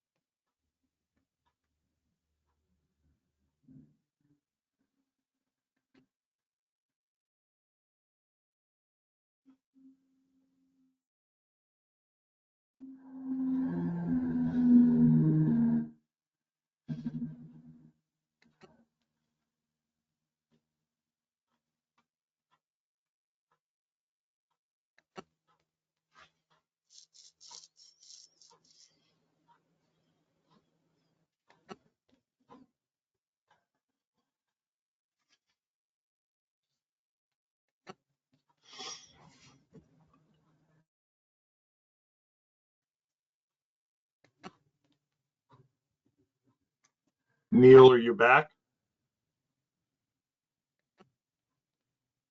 I'm back, yes. 8 o'clock if you want to start. Okay, guys, we're ready. It is now 8 o'clock and Dave is getting ready to do foundation inspections and defects. So take it over, Dave. Okay, good evening, everybody. I'm going to throw Neil under the bus at the moment. There was a scheduling conflict with the original speaker. So he asked me to step in and do this. I was not aware that I was going to be teaching tonight. I put something together, try to give you all best information that I can with regard to looking at foundations, various types of foundations, some background information about foundations. So let's go ahead and get started. If you have any questions, I'm going to ask that you put them into chat either for Neil and he'll let me know if there's any questions, or you can, I believe, send them to me. We go through this. I've got some websites that you all might be interested in for some technical information on installation and things like that of certain types of foundation systems. I believe you should have the ability to do screenshots of some of these things. So if you have any questions as we're going through this, please feel free. Most of you have probably heard me speak, I'm sure, at one time or another. And if you're going to be on next Wednesday night for the second half of our chapter seminar, you're going to hear me speak again. For those who may not have heard me before, second generation actually in the business. My father was one of the first in the country to be doing this, so I grew up in it. I've been doing this at this hold licenses as a home inspector in New Jersey, New York, Delaware. I do work in Pennsylvania more so than I do in the other states in New York and Delaware, but Pennsylvania is not a licensed state. I do hold multiple code enforcement licenses in both New Jersey and Pennsylvania. Same type of inspection work that most of you probably do as well. The stuff that's recently built to, you know, the over 300 years old that we all see around here. A lot of my work at this point is doing work as an expert in court, expert witness type of work, as well as even as an expert defending home inspectors in potential litigation matters. For those of you who National Home Inspector exam as part of your licensing process, I spent about 10 years as what is called a subject matter expert, where I was asked to help write questions for that. There's a select group of individuals, about a dozen people from around the country, who are brought together a couple times a year to help write questions. I did that for about 10 years. The last 6 years, for the board that oversees the exam, called EBPHI, is the Examination Board of Professional Home Inspectors. And currently this year, I serve as the president of that board. Many of you have probably heard me speak, excuse me, at home inspection seminars at one point or another. And I've been training home inspectors at this point. Many of you, I can't see the list of attendees, but many of you have probably been my students at one point or another. If you have any questions for me as we're going through this, or certainly even afterwards, please feel free to reach out and contact me. I'm more than happy to answer whatever questions that I can, or maybe steer you in the right direction as to where you'll be. Let's go ahead and get into this. need to go through very quickly some of the standards of practice. In our regulations, in the standards of practice, with regard to the structural section, we're supposed to inspect foundation, floors, walls, ceilings, and roof. All right, well, we're going to concentrate tonight on the foundation. So you have to describe when you inspect the foundation. Real simple. The foundation, construction type, and material. So what is it? What's the foundation made out of? And that's really kind of the crux of what we're talking about. So in other words, it's a block foundation. All right, great. I've described the type and I've described the material, or it's a poured concrete foundation, whatever it is in terms of this aspect of the description. Certainly, as we are describing things, we also obviously have to describe the condition of the foundation. And that's what we're going to discuss. Now, the rest of the standards don't apply per se to this aspect with regard to the foundation. With regard to probing it, anything for you to probe when it comes to a foundation as a general rule of thumb. This last aspect, though, number 4, you have to describe in your report, how did you inspect the crawl space and the attic? Now, the attic, let's leave that out. But with regard to the crawl space and with regard to the foundation, did you get into the crawl space? And if you didn't, you need to make your client to inspect the crawl. I did it from the access only. If I entered it, great, put it down. I entered it. If there was some limitation, you need to make your client well aware of that. Let's get into talking about what to inspect and how to examine it. So to start with, you want to look at the foundation from the exterior. Make a note, even if it's a mental note, of what the condition is of the foundation as you see it from the outside. What you see outside and what you see inside potentially could be 2 totally drastic different things. Look at the defects on the exterior, and especially as they reflect some kind of failure with regard to the supporting the structure. The other things that could drastically affect the foundation as well: the grading, the drainage, roof runoff, the disposal of that roof water, all of these with respect to how they could affect the foundation more than anything else. Look at areaways, basement entry hatchways, the Bilco doors. You're going to do this.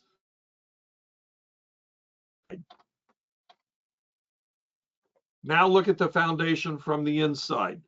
Maybe the materials and the condition are different from the inside than they are from the outside. I didn't have a lot of time to put a lot of different types of pictures in this presentation, but let me give you an idea of where it could be different outside and inside could be. I've done inspections, and I'm sure many of you have done the same thing over the years. You look at perhaps on the outside, it looks like a brick foundation. It's an older home. All right, great. We've all done those homes. We've all seen brick foundations.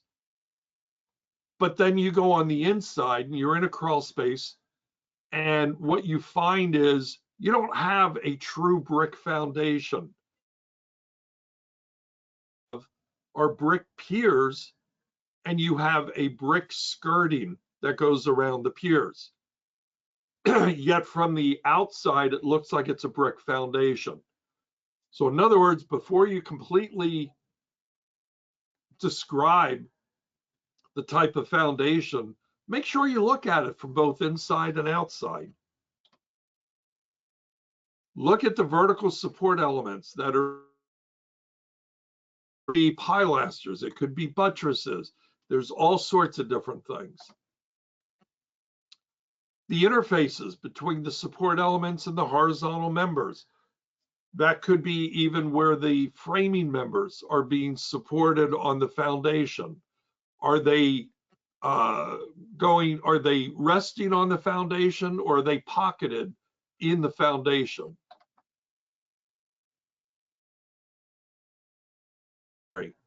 You've all been taught about the potential problems with contact between wood and masonry. They need to be kept separated. Otherwise, you have the ability for moisture to the wood to soak in the moisture and rot out.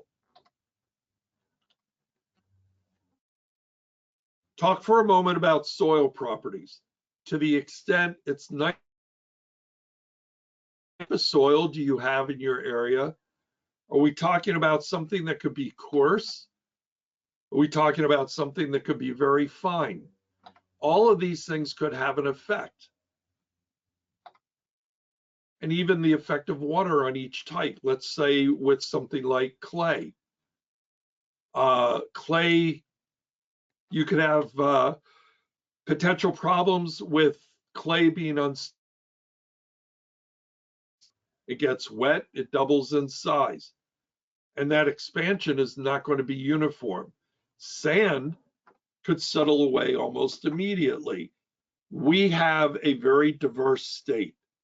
Some of you do inspections along the coast, and you are very much nothing but sand soil.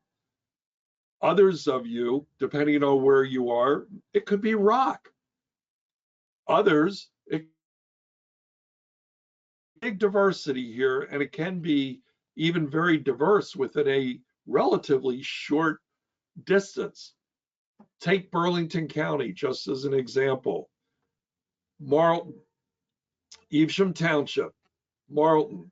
If anybody lives in that area, I don't know if you even know where the name came from, where the town got its name from.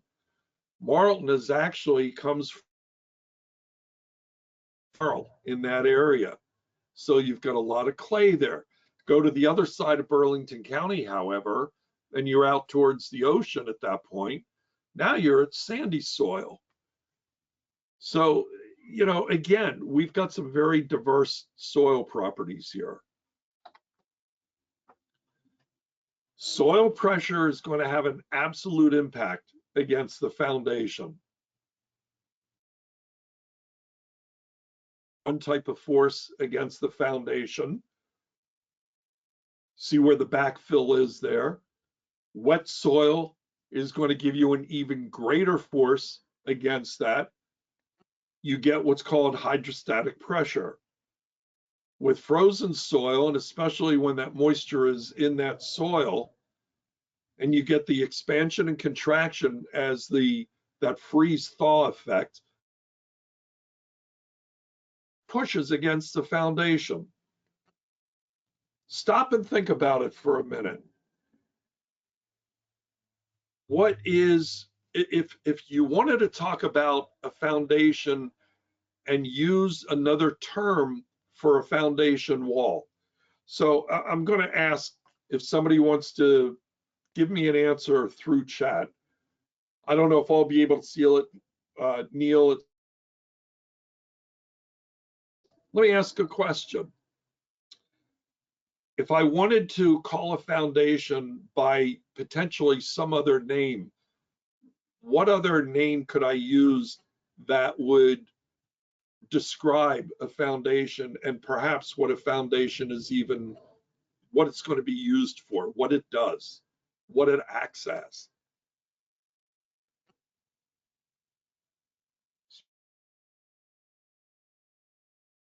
Hopefully some people answer this through chat. Neil, are we getting any responses? 1 minute, give me, I don't know if everybody has seen. Guys, please send me a text message if you are seeing Dave's presentation. Most are. Problem with it? Most are sending me that they are receiving your presentation. So they can see and hear okay. If anybody is, well, if anybody is not receiving the video of this, please reply on on your chat.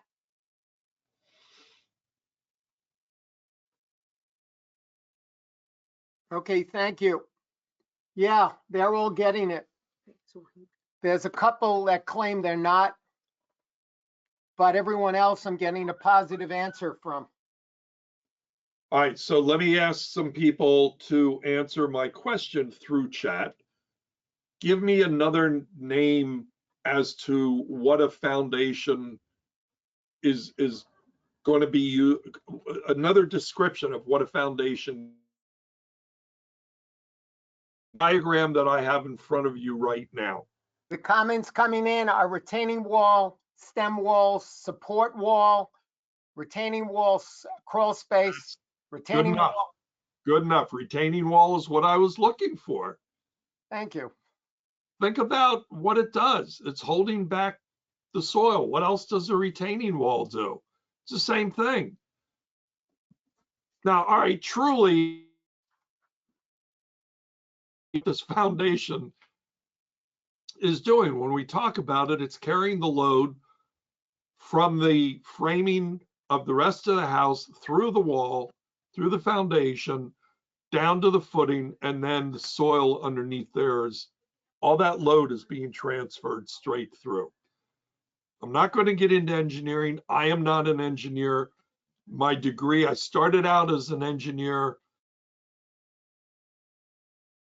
is industrial technology, even though I started out for the first couple of years as an engineering major. I'm not going to claim to be an engineer and get into all the engineering aspects. I know, guaranteed, that we have some PEs who are on this call tonight, or on this webinar tonight. But let's keep going through this. All these different, and some of them can be extremely variable, especially with water content changing.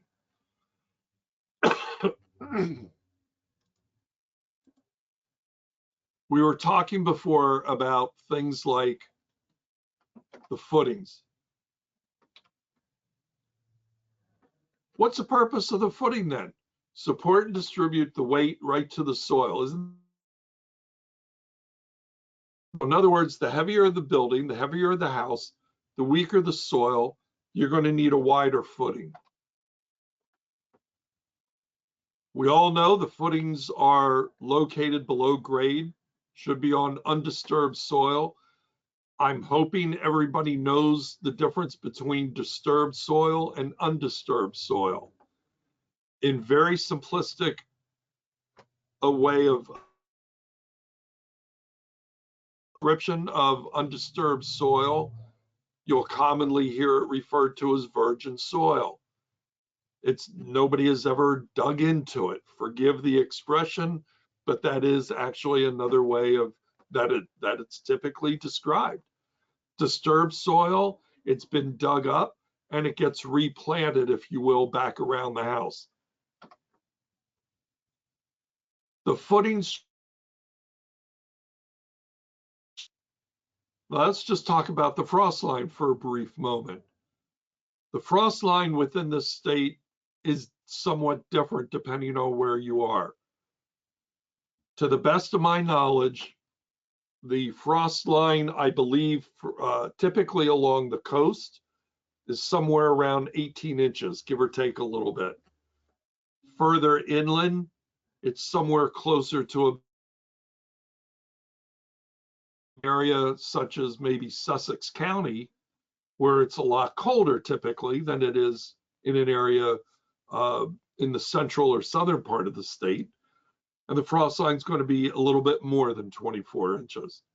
You're also dealing a lot more, though, at the same point up in Sussex, Warren, Hunterdon, you're dealing with a lot more bedrock there.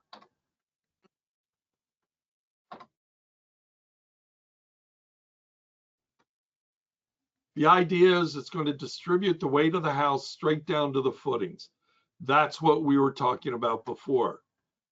It keeps the earth and the water out. There's your retaining wall aspect. Going to give you that interior space, whether you've got a basement or even a crawl space.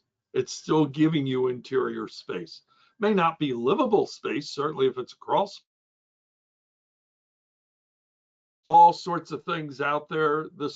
I just kind of threw this in just as a picture for you.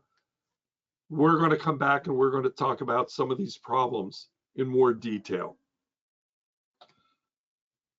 A lot of different types of foundations that we have out there. Different types of slab on grade foundations. You have floating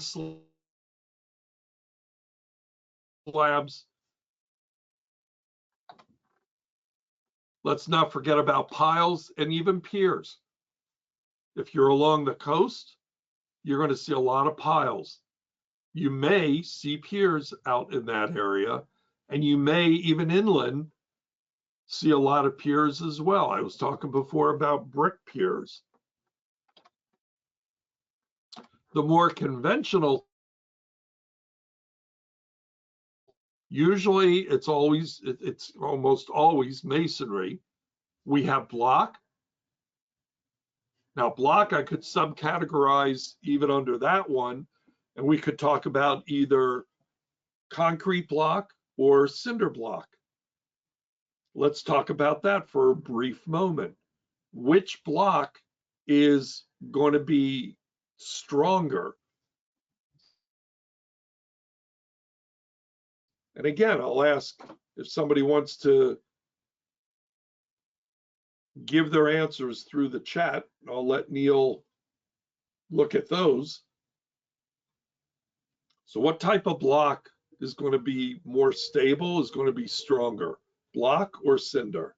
Or excuse me, concrete block or cinder block?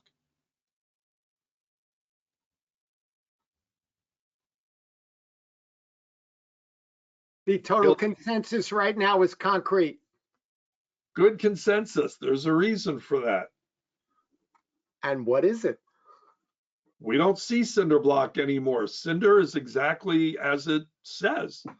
It was made out of old millings. It was made out of from factories.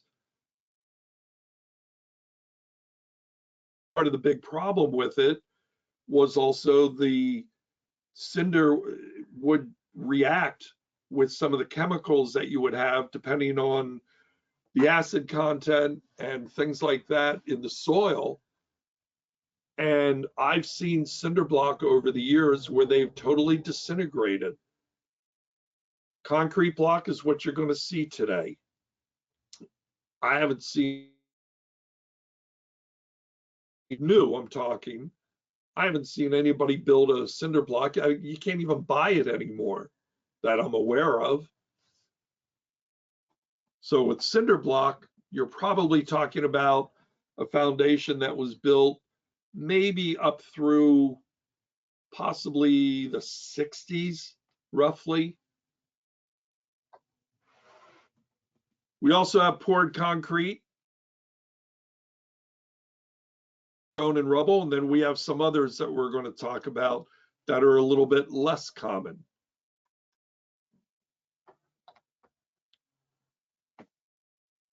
We start talking about having to describe, and if you have slab on grade, technically you still have a foundation. Is a slab on grade considered a foundation? Anybody want to answer that?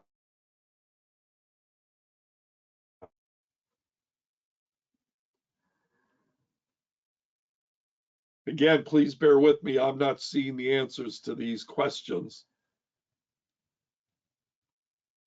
Neil, I'm relying on you for that.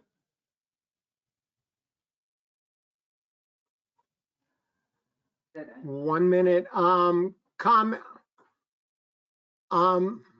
Ask the question again. Unfortunately, I'm doing three things at the same.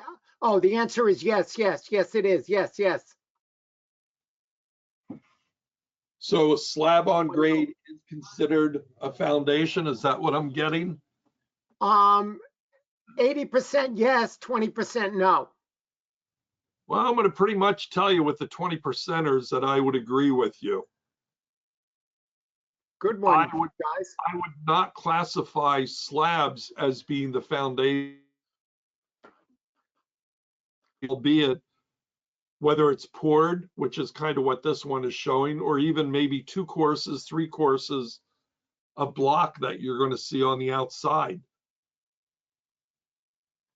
You may not see any part of the foundation when you're on the interior of the house.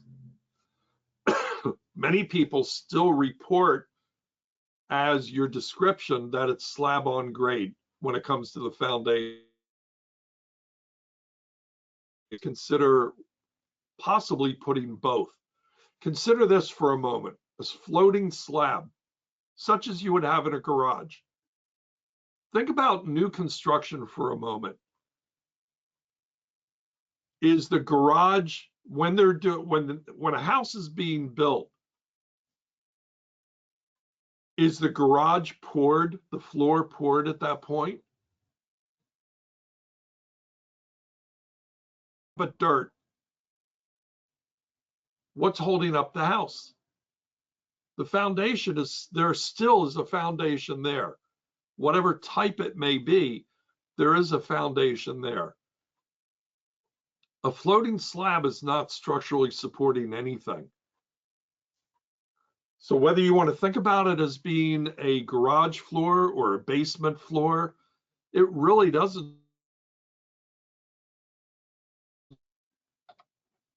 That's why I'm suggesting you might want to be a little bit careful on your descriptions.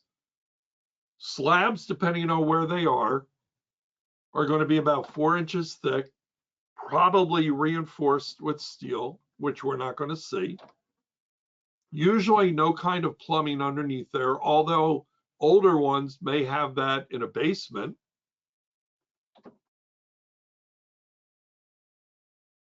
Underneath it, they're going to be above that as well. We do have problems with them. They don't have proper support. You get shrinkage, you get settling, you could have tilting of it. How many of you have seen garage floors, as an example, where there's significant cracks that you see?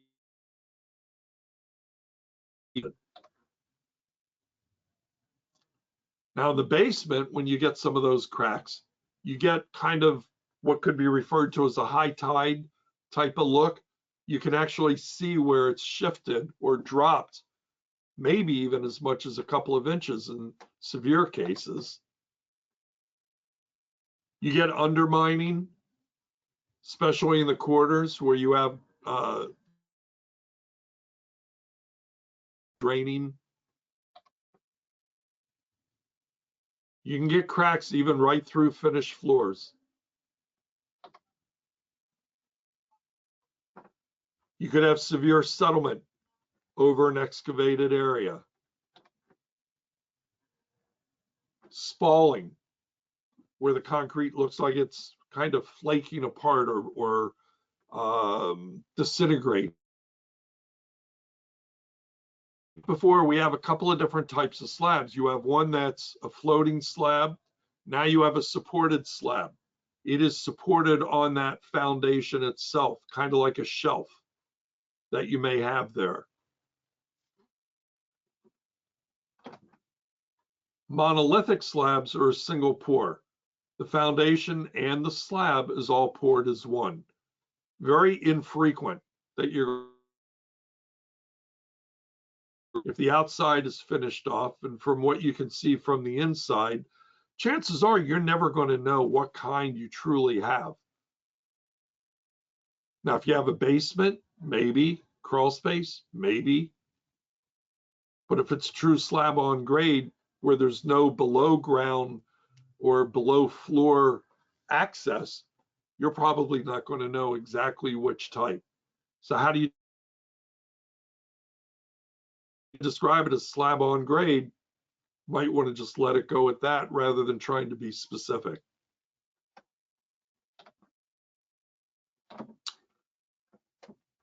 All right, piles.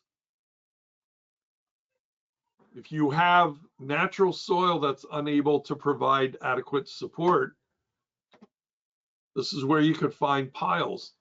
They're engineered based on the low.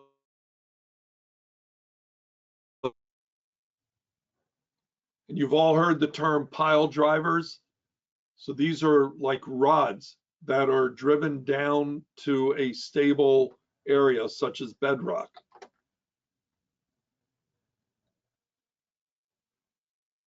And they usually support some kind of a beam. And that's when they're going to build the house.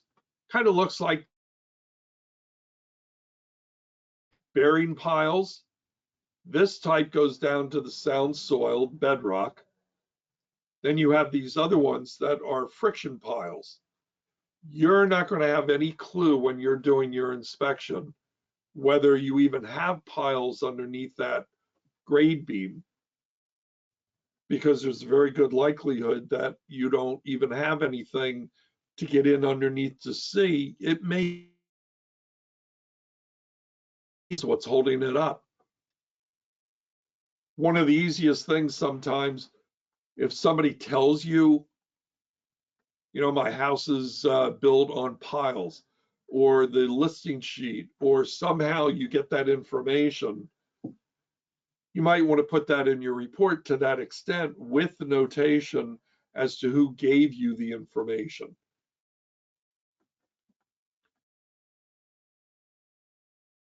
A little more common. You have a hole that's somewhere roughly 12 to 14 inches in diameter. Depending on where they're going to be, they can be very deep, sometimes as much as maybe 30 feet deep. Most of the ones that we ever see are going to be reinforced concrete. And they're being used most of the time because you've got unstable soil. The common types that we usually run across with a true pure foundation is going to look a little bit more like this. So you have a couple different ways this could be done. One is to dig the ground out, such as this. The left side of this. The right side of this, there is no footing. They just essentially do a solid pour, monolithic pour. Our inspection is always limited strictly to visible and readily accessible areas. Neither of these are going to be visible once the ground is put back into place around it.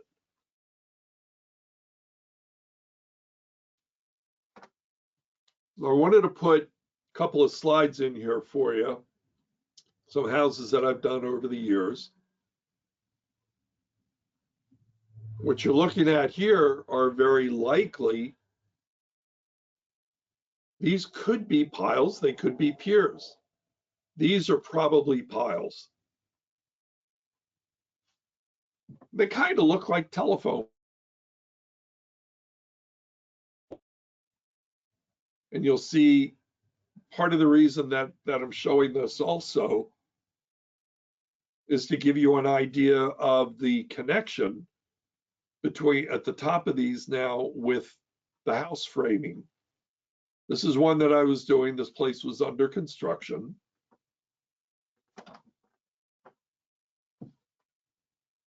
Anybody see any problem with that? Answer into this one also.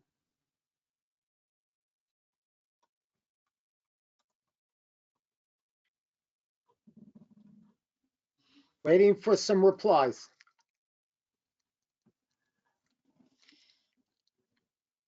We getting any replies here as to what the defect is here? Pilings driven into resistance. I'm sorry, say that again. pilings driven to resistance. Okay. What's the problem though in this particular picture? Next comment, not fully bearing, improper bearing, an unsupported beam member. The bolts now have to be 3/4 inch. Now, inadequate, hold it. Wow, it's going so freaking fast. Feel like inadequate bearing, not fully sitting on the piling, insufficient bearing point for beam. Beam is not centered. Beam Good is enough. not fully Good enough. supported. Good enough. Okay, thank you. That was the idea here, is it was not cut enough so that we have proper bearing for the beam to sit on this.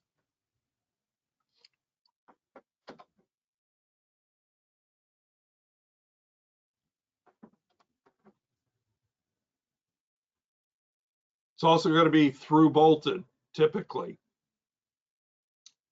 This is just different things that you want to look at when you're out there. Talk about some more of the common types of things. We're going to talk about poured concrete. We're going to talk about block.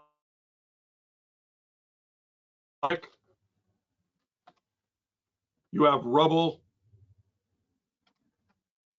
You even have a combination sometimes of brick and rubble, or brick and stone.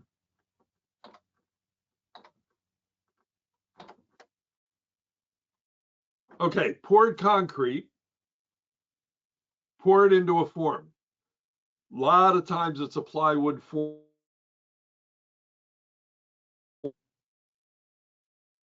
One of the things that, and I don't have a picture of it in here, but one of the things that I want you all to look at when you're out there, it's pretty easy. You can tell it's a poured concrete foundation. However, those metal ties are supposed to be removed, and the outside, but very definitely on the outside, when they get removed, the outsides are where the ties were are supposed to be coated so you don't get rust. Those metal ties will act as a wick and suck moisture right through the foundation. Please don't mistake the coating on the inside of the where you say that the foundation has been termite treated. Those are not drill holes. I've seen home inspectors who have done that.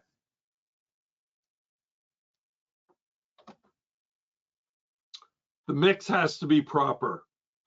You don't have a proper mix, you'll end up with potential spalling.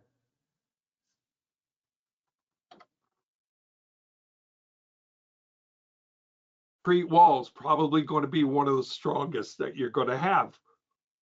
You don't have mortar joints, but they are typically considered stronger than almost any other type of masonry wall.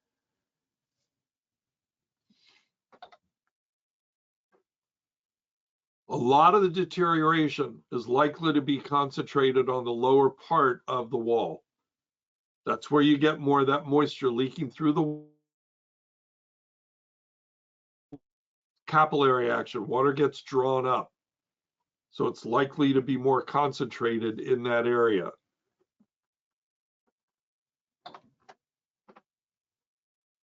Everybody knows what a cold joint is? Okay, cold joint. They didn't use proper additives and they poured at 2 different times. And they didn't use an additive to bond to the older pour. You get that little hairline gap between the two, and it is very prone to leakage there. Sometimes the way I describe that, instead of doing the pour all at the same time, it's Friday afternoon, they did the pour, afternoon. You know the old joke, the old commercial, it's Miller time, so they break. And you now have about 48 hours, which is what it takes for concrete to start curing. They come back Monday to start pouring again. And don't put the additives in there, especially. And now you've got a cold joint. Sometimes cold joints can look very much like a concrete wall. I've been out on inspections when it's raining pretty badly, and I've actually seen water coming straight through some of the where these joints are.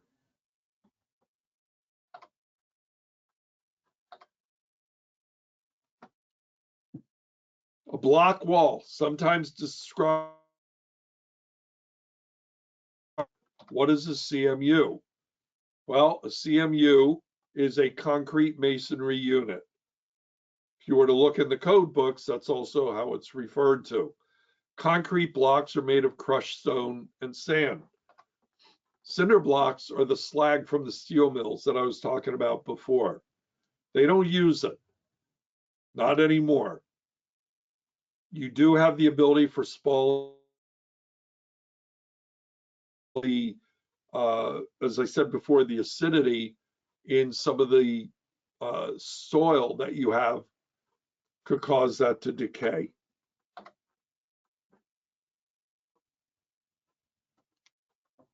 Tops of these foundations should ideally be sealed so you don't have the hollow core there, but ideally should be sealed so it slows or prevents some.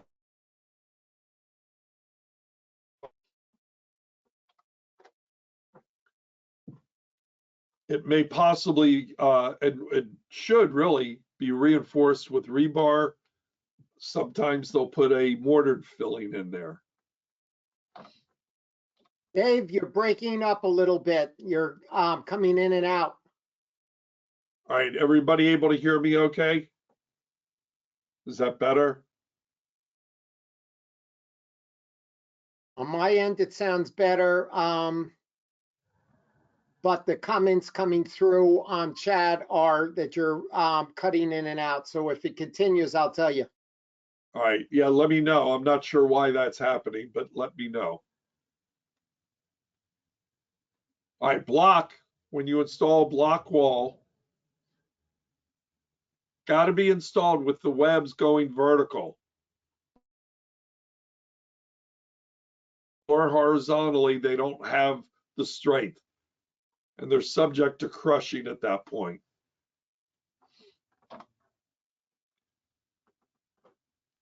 I would suggest that you check as to how the installation of it, and the terminology is whether they used a method referred to as a stack bond or whether they what it should be. A stack bond is pretty much exactly what it says, and I'll show you a picture shortly. But a stack bond, they set one block right on top of the other, rather than staggering where you have half of one resting on half of the other one below it. Stack bond. The blocks are required to have full mortar beds. There shouldn't be Breaking any. up a little bit. It's probably, I don't know if it's my end or the internet connection. I apologize. The blocks are supposed to have full mortar beds. Look to see if there's any open joints. If you see open joints, I refer to that as needing to be repointed. Which, by the way, depending on where you're from in the country, there is different terminology for that as well. Around here, we typically refer to it as repointing.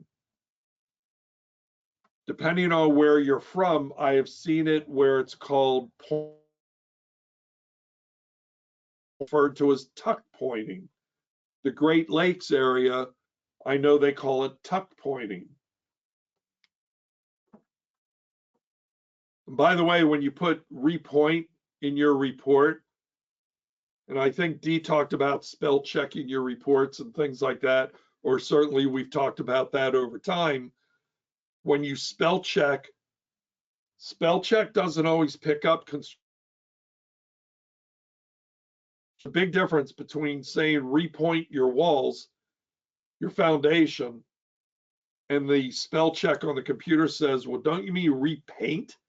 Nope, there's a big difference between the two. This is something that we're absolutely going to discuss in a little bit more detail. During the course of your looking, oops, give me 1 second here. There we go. During the course of looking at a block foundation, you have 2 different size blocks. The lower several courses a block are 12-inch. The upper several courses, like halfway up, might be 8-inch or 10-inch. Interfacing between the two when they change in size. We'll talk about that in just a little bit.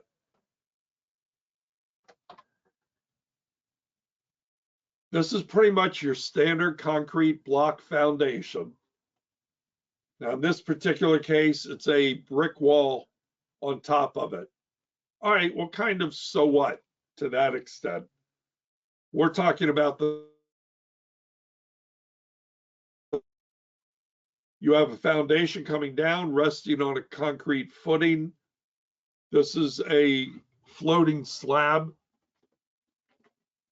or I'm sorry, this is a supported slab resting on the footing in this particular case.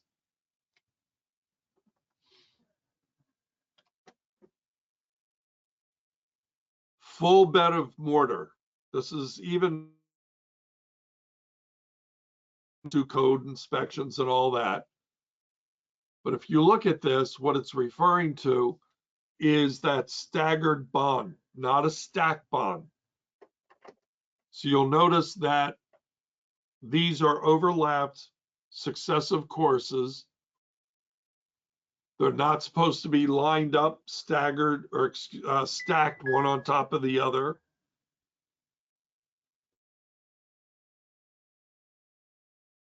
And it should be fully mortared all the way around.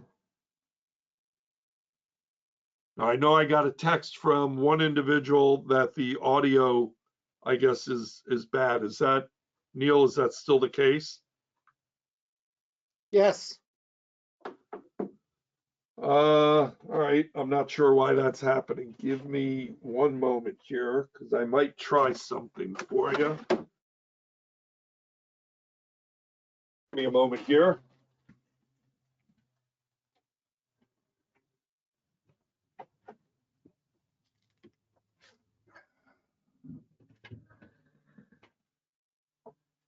All right, I'm going to try something. If I get disconnected, I may have to reconnect for you. Give me 1 moment.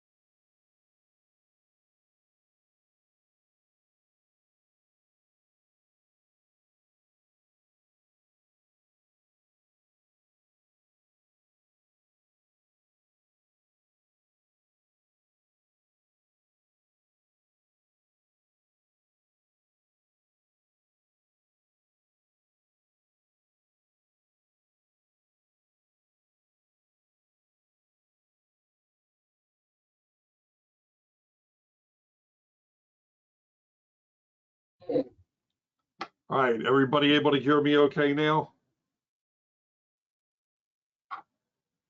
Am I breaking up still, Neil? Sound good at this end. All right, hopefully this might be a little bit better this way.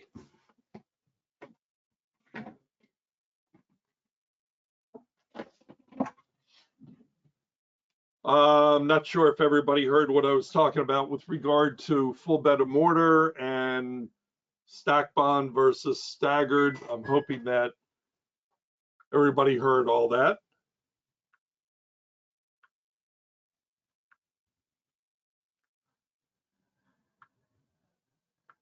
All right, so I think maybe I got the audio part corrected now. Sounds good, and all the comments coming in are positive. Good. All right.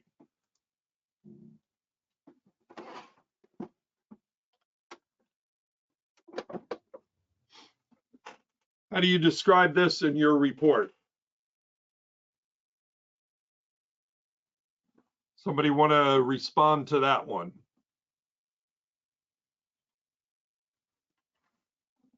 As soon as I get responses, I will repeat them. All right. Trying to make this somewhat interactive here. Thank you.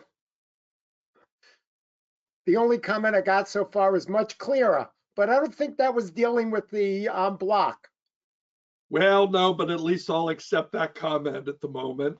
Okay, dry stack, Yep. So what- loose blocks with no mortar, gaps in mortar joints, no mortar between the block, no mortar. Looks like the fill blocks between piers, joints need sealed, lack of mortar joints, dry course of block on mortar bed, no mortar in seam, wood resisting directed on wood resting, sorry, directly on masonry block. Oh God, I think I have $5 I got to put in the jar. I Missing didn't mortar. want to go. I thought about it, but I'm not going to go there at the moment. You'll owe that to me later. Thank you. Foundation consisted of loose, I'm assuming blocks with no mortar between blocks, non-load bearing skirt wall. Well, so there's a couple of you who picked up on the fact that there is a possibility that this is nothing but a skirting. Without showing you anything more, it could very well be. Many of you also said that it looks like it's dry laid. That could very well be as well. Now, it's obviously it's a little bit of an older home. That being said, depending on all other signs, probably should have been repointed or mortared to begin with. I don't believe this to be a case of mortar ever having been there to begin with. So there's a lot of different things that could be going on here. Let me go on if I can get over here. Here we go.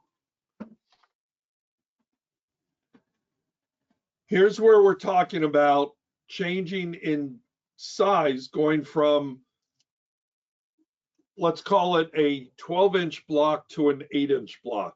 And we have that shelf. Does anybody see where the interface is? And that's what it's called, where the two different size blocks meet. Does anybody see what was done here?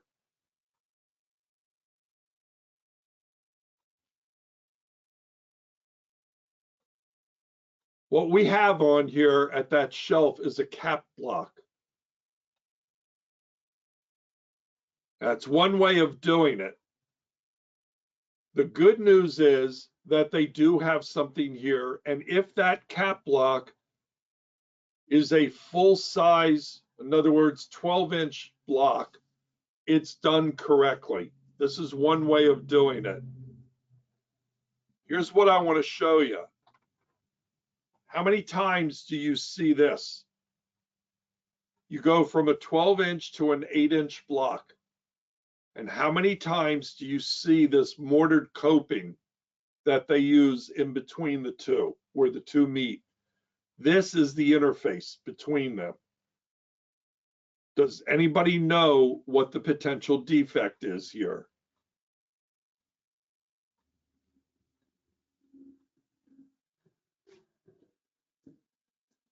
Neil, we getting anything? Not yet. Oh,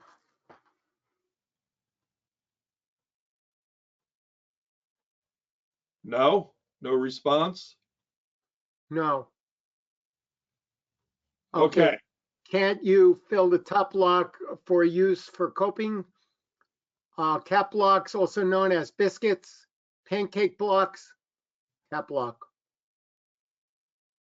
Well, there's a big difference in this and this. What they do here is take regular hollow core block, like you would have in the rest of it, and this is actually done incorrectly, and most home inspectors do not comment on this. And this is why I want to spend a moment discussing this. What happens is, here's the inside corner. I'm going to back to the other picture now. If you can see, let me bring this over here. Let me see, there we go. Neil, you can tell me, are you able to see my cursor? Yes, I could see it moving. Okay, this is the next picture. So in other words, this entire shelf all along here, they take a strip of tar paper or something like that, lay it. Now in this one that looks like they probably used a little bit of wood, but they lay something over the open core and then put a mortared coping over top of it, and they do it so it's angled. All this is doing is covering in the open cores so kids don't throw stuff down there. However, from a structural standpoint, this does absolutely positively nothing. And it's improper. So here's what I want you to all do right now. You can't see me. If I was doing this live for you, I would have you do this where you could see it. But here's what I want you all to do. Take your thumb and your forefinger on both hands and put them, the tips of your thumb and your forefinger together on your left hand and your right hand. Then I want you to take the circle that you made with your thumb and your forefinger of one hand and put it over top of where the circle of the other hand. And what I want you to imagine is where your fingers are touching, that's how much bearing you have doing it in this fashion. In other words, only where your fingers are overlapping do you have bearing. Now what I want you to do is take one hand and put it palm up. Open your hand flat with your palm up. Then take your other hand, thumb and forefinger touching again, that circle, and lay it on top of your palm of your other hand. And what you're going to notice is you now have solid bearing all the way around the core, all the way around that circle. Imagine for the moment that you have blocks that are staggered the way they should be, but the problem is you do not have, when it's done this way, you do not have solid bearing between the 12-inch and the 8-inch block. This point where the two meet is it like a hinge pin. It's the weakest link in this foundation.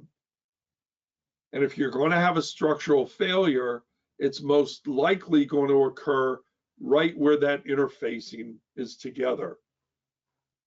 Imagine, however, if you did it this way and you have a solid cap block or they use a solid filled block, and now you put the 8-inch on top of that, you have solid bearing for that 8-inch to rest on.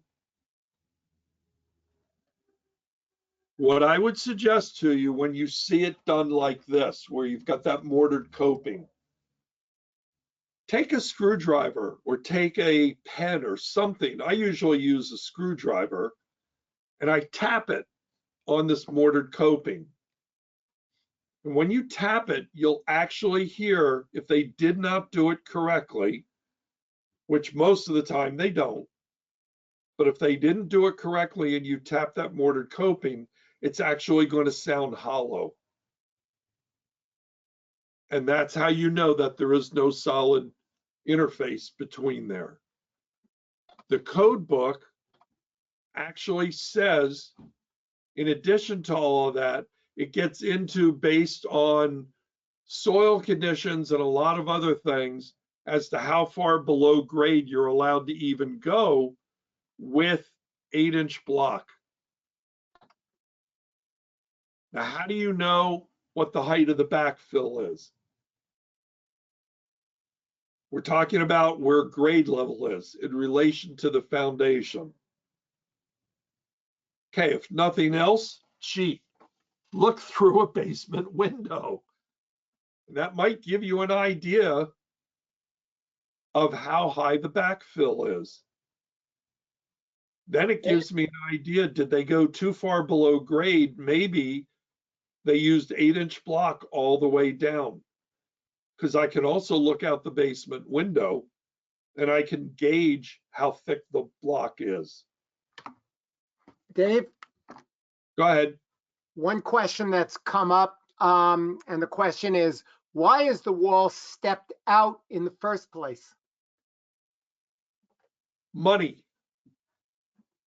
I am assuming that they are talking about like this. Yeah, I'm assuming so also. It's money. Honestly, I don't know what the cost difference is. One of these days, I really should look. We're probably talking about roughly pennies of a difference between 8-inch and 12-inch block. But when you think about the potential for how many blocks it takes to build an entire foundation, and if you have somebody building a development of homes, let's call it 100 homes, which is probably a small development, the numbers add up. There's really no other reason for stepping it down to go, let's say, again, from 12-inch to 8-inch block other than money. That's about the only reason I've ever been able to find out. The other question we have similar to that, sorry, I have worked on a foundation where the architect calls to fill the top block, then use rebar to connect the 8-inch wall. Then the joint is covered, It looks the same as your first photo, but is it done correctly? The answer is yes. Yes, it could look the same, but the answer is yes, because they put rebar in there to stabilize the two together. It is a perfectly acceptable way of doing it. And in fact, if you've got a potential bulge in the wall, because they didn't do that initially, I've seen attempts made to put rebar in afterwards. Kind of tough to do, but I've seen attempts made to try to do that. Or another alternative that I have heard, basically, and I'll try to go back here for you again, let's say to this one, stuffed newspaper down roughly maybe the second course down where that shelf is, and then use pour concrete in the open cores. The newspaper is acting as somewhat of a little bit of a base. But if you fill those cores, it's probably just as good as having something like this to begin with. It's not the best way to do it, but it'll work. Next question, similar to that, which is, what do we say on the report about this? In other words, the fact that I guess it was the top block is open, the block is open or not filled. My report, I make a comment in there about the lack of solid interfacing between the 8-inch and the 12-inch block, and that although it was built that way, and it's probably I'm sorry, although it was originally built that way, I would recommend monitoring it for potential signs of movement. And I think I even have something in there that does say ideally that they should attempt to try to fill it so that they create a solid interface.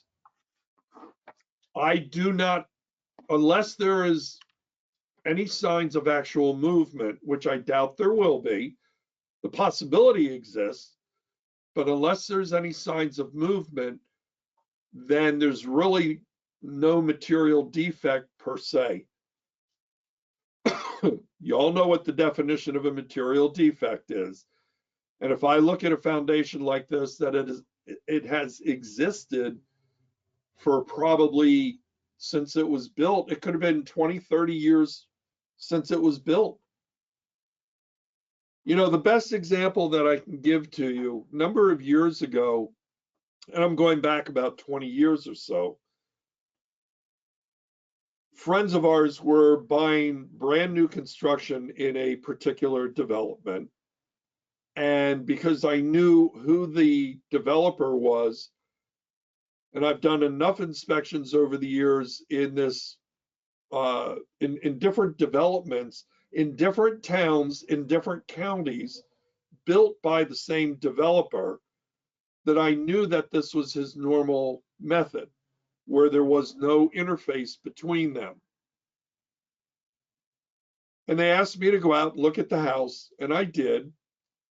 And I believe it was on a, if I remember correctly, I'm going to say it was a Sunday. I went out there as a favor, looked at the house. The town was, township inspector was going out on Monday or Tuesday to issue the final CO on the house. Now I went in and I looked at it, as I said, over the weekend, knew it was wrong.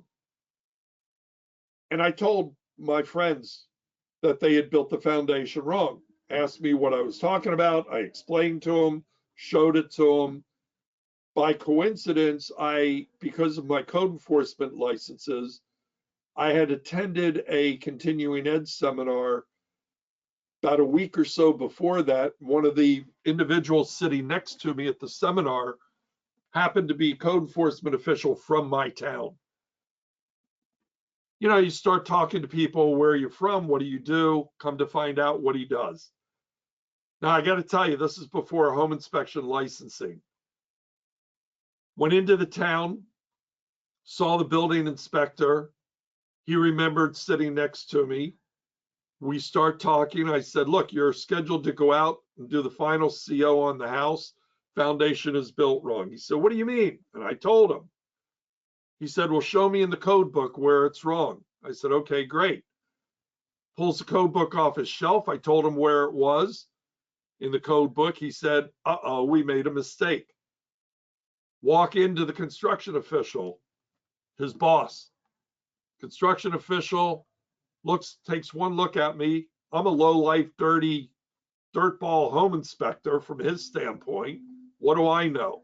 He doesn't care. I get the same license as he does. And he basically said the same thing. Show me in the book where it's wrong. Went through the same thing, told him. He pulled out the construction drawings, which had already been approved drawings. And bear in mind now, the house is completed. The drawings were wrong. They've been approving it that way all this time, did not know the section of the code existed where it was done incorrectly. And I will tell you that every house in that development even those that were already closed, CO'd, and people had moved in, they made them go back and correct them all. So it can be done, just for point of reference. What kind of installation is this?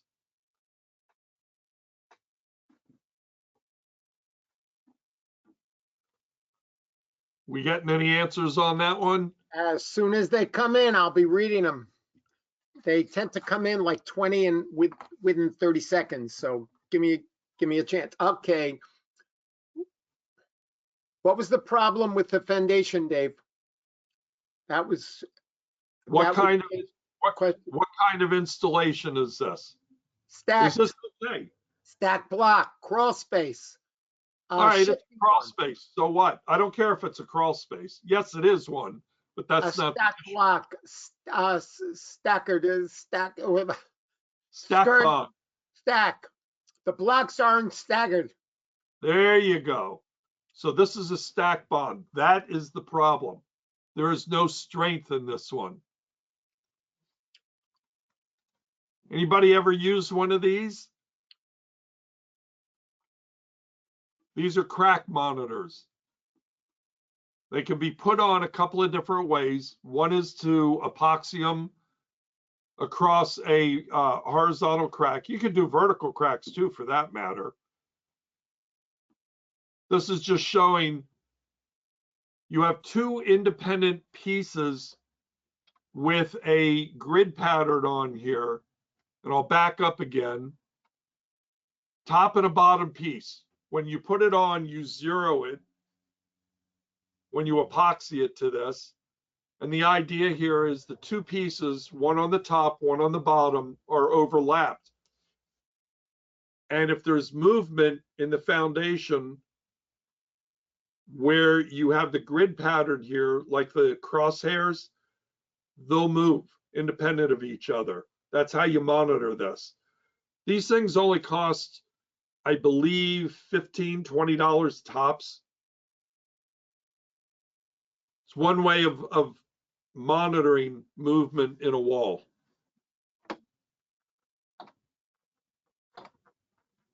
Brick foundations. Okay, before the 1920s, bricks were typically fired very unevenly. You didn't get real good consistency. They're also not real good when they're installed below grade. They need to have good drainage. Most of the time, when you're talking about a brick foundation, you have the three, and I'm going to use the term loosely right now, the three thicknesses of the brick. Each one of those is referred to as a wythe, W-Y-T-H-E. The most I've ever seen, this happened to be a commercial inspection that I did actually in New York. It was, if I remember right, 7 or 8 thicknesses, 7 or 8 wythes. Thickest one I've ever seen. Problems that you want to look for, such as this. See where all those bricks have moved? This is a combination of brick on top of rubble or stone. Sometimes you do get those mixes taking place. This is not an unusual thing to see in an older brick foundation. You got all sorts of bricks that are loose, moved, missing.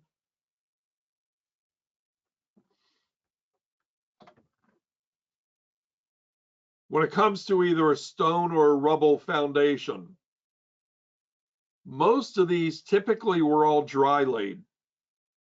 We're talking about huge, like fieldstone, big boulders. Got to be amazed at the way they did this, even 150, 250 years or more ago. They sure didn't have the mechanized equipment to do this. But the way these are installed, it's just gravity, one sitting on top of another. It's porous. Most always you're going to see them sealed. They've got a parge coat. It's not stucco, it's a parging that's on there. It's like a skim coat. So you have some that are dry laid. You have others that could be done with mortar. In that mortar, the lime wears out, especially when it's exposed to moisture. And if you're going to get cracks, it's usually along the mortar, and it may be through other stones when it's done that way. Could look like this. Most of the time, what you're going to see is more likely to be something like this. If you also take notice here, you'll see where that in a lot of these older ones, it was like a sand-based composition in between the stones. And if you've had moisture penetration, just kind of comes right through. In this one, it undermined the whole corner.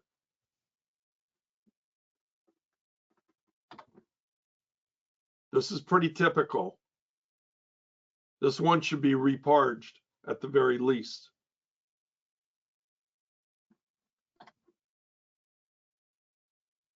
Kind of looks like part of this one might have blown out and they replaced and put block in here. Then you have even brick on top of some of that. You got a true mix of everything in here. And I think it's even poured concrete off to the right side.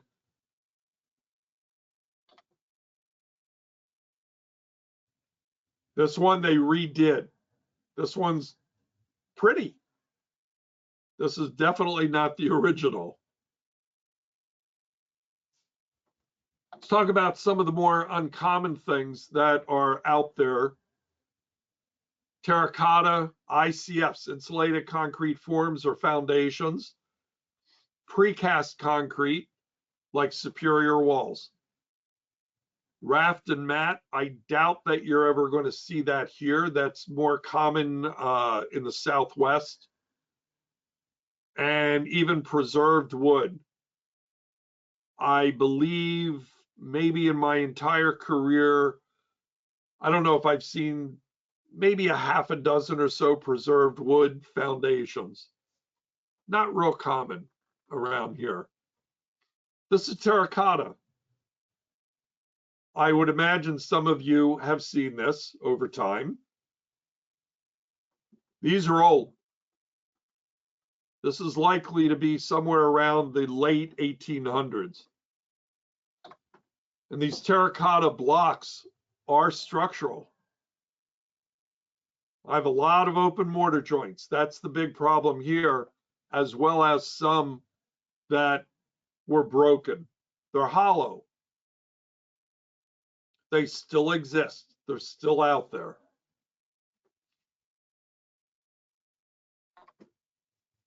Insulated concrete forms. I don't know if any of you have ever inspected some of those.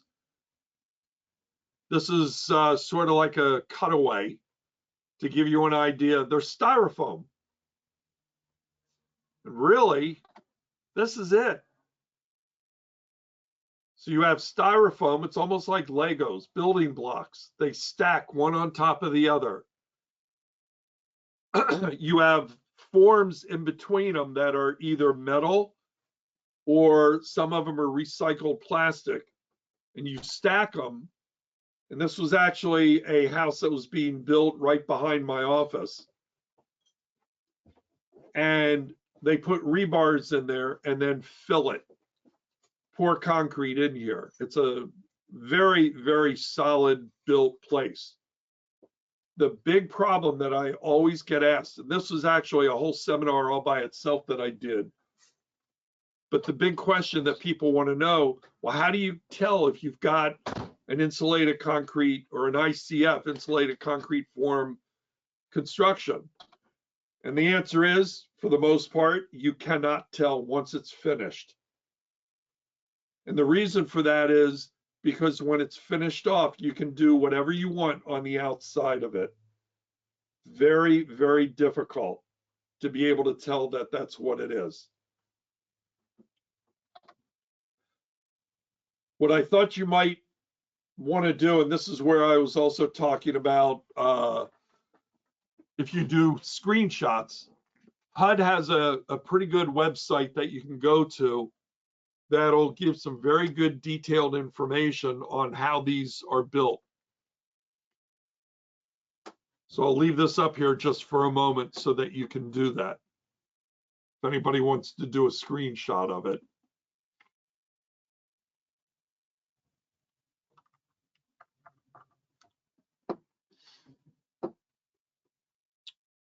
All right, let me go ahead. I'm going to keep going here. My guess is you have all seen these at one point or another. Superior walls. These are precast concrete foundations. I like them. Long as they're installed correctly, I like these. The crews are critical.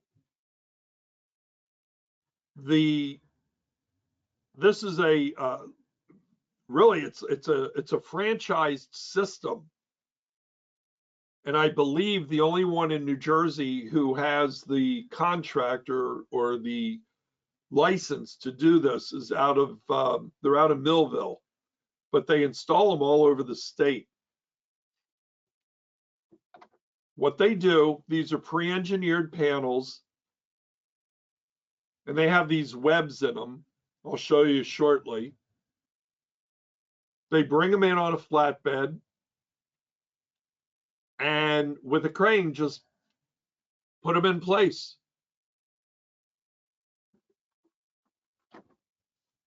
And just one panel after another, putting them in place. I will tell you that the joints in between the panels is the critical part. Now, by the way, there is no footing underneath here. So they come in, dig out the ground, put a bed of stone in, and it's more drainage than anything else. You can see that here, and then put the foundation right on top of it.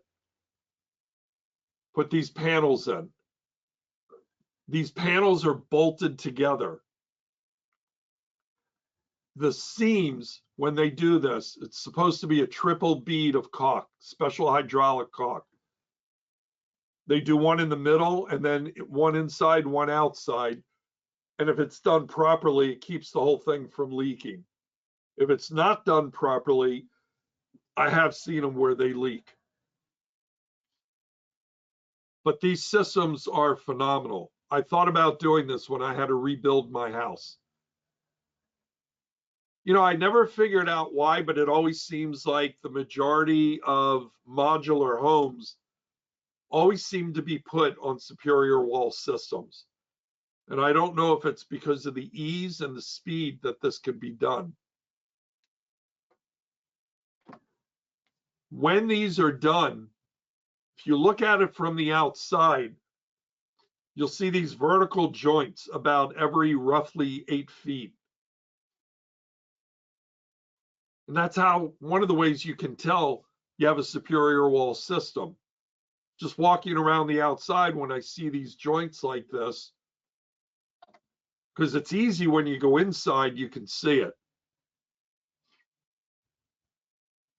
And they have these ribs like this. These are, some of them are metal, some of them are wood, but they can run all the pipes and the wires right through here. And it's styrofoam that's in there. And that's what gives it the insulating value. If you're interested in information, this is right on it. Thought this would be kind of good way of doing it for you. superiorwalls.com. What I'm going to tell you though, you see at the bottom of this where it talks about a builder guideline booklet.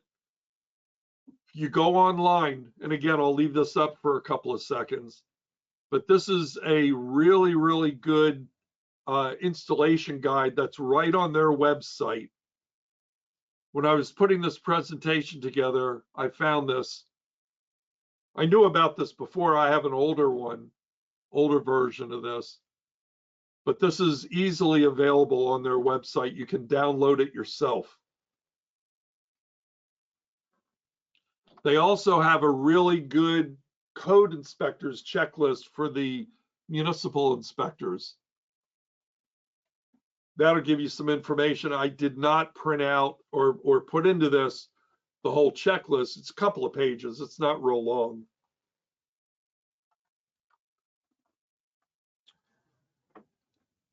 Let me move on to preserved wood. Again, I don't see many of these, maybe a half a dozen or so.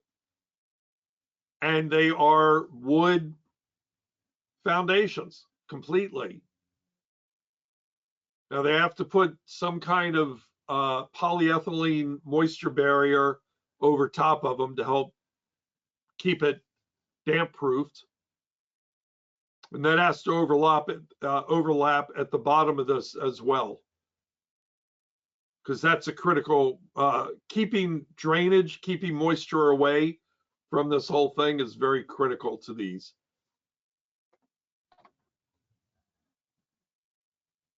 Just another diagram to give you an idea of how these are put together.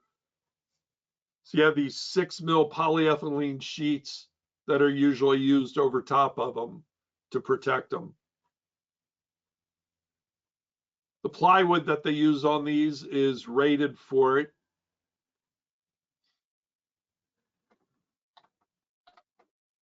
That's what one would look like as it's being framed. Found a real good booklet for you on this one too. Southern Pine has a real good booklet on the installation of these. Now they're also referred to as permanent wood foundations.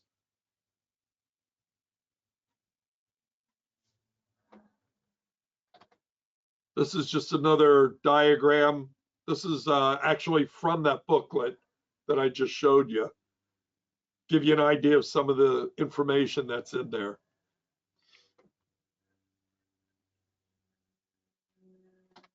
Raft and mat foundations, I'm really not even going to get into this. These are sometimes referred to as floating foundations. Strong reinforced concrete.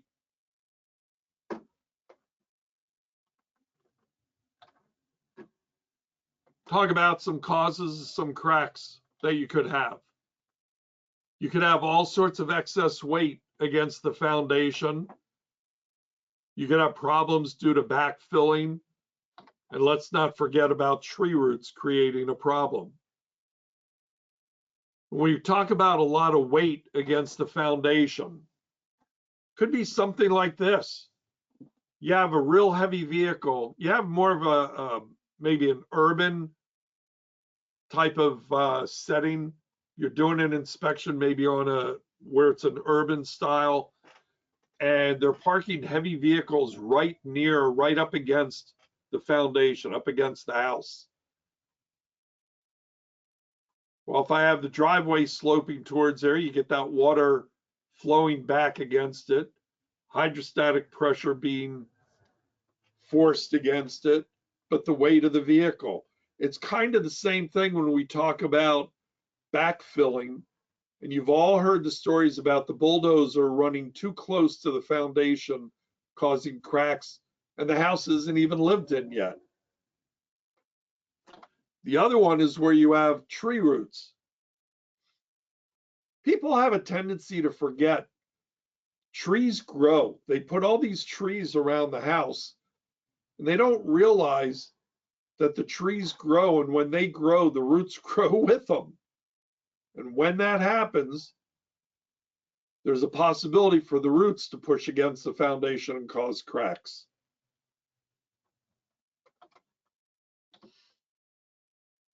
So I'm going to go through some of this information kind of quickly with you. But when we talk about cracks, shrinkage cracks, settlement cracks, and heaving. Then, of course, you have force cracks, horizontal cracks. So shrinkage cracks, a lot of times are the result of the natural curing of the concrete. And if it dries too quickly, which is more common in hot weather, it could be more of a potential problem. Could also occur if it's overwatered or allowed to freeze before it cures. There probably are not going to be any structural concerns or implications as a result of shrinkage cracks. More than likely, the big problem is you're going to get leakage through there. Very common with a poured concrete foundation. Happens when the house, or excuse me, when the concrete is still curing. Might happen within the first year. A lot of times the cracks that you're going to see are either vertical or diagonal. The bottom part of the foundation is restrained by the footing, probably less likely to have a problem there. Shrinkage cracks typically don't extend into the footings or even the structure above it. Usually doesn't have anything to do so much with with movement, just movement of the foundation.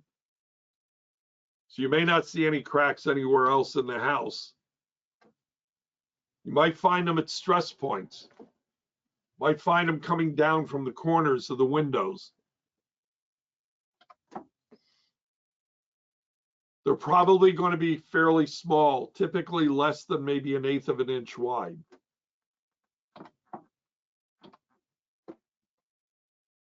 Now, settlement cracks could be differential settlement, which is where one part of the house settles, the rest of it doesn't. You get the two parts of the house settling at different rates. In other words, one part moves in relative to the other. The one may not move and one will. Or you get uniform settlement. When uniform settlement occurs, the whole thing settles as a single unit. Everything is moving together. And it could be, or excuse me, may not be any kind of internal stress or cracking.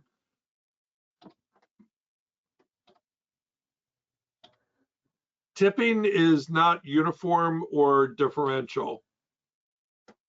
One part settles more than another, but the house holds together and you probably don't get any cracks. And it may not be a structural problem unless the whole house leans to the point where maybe it's no longer stable. The best example of that is the Leaning Tower of Pisa. And that's been like that for how many hundreds of years, I guess, at this point. This will give you an idea of some of the different types of settlement. I have uniform settlement. The whole thing could maybe drop, no cracks evident. Tipping, where it's, again, shifting side to side, no cracks typically. Differential settlement is the one that's more likely to have those cracks.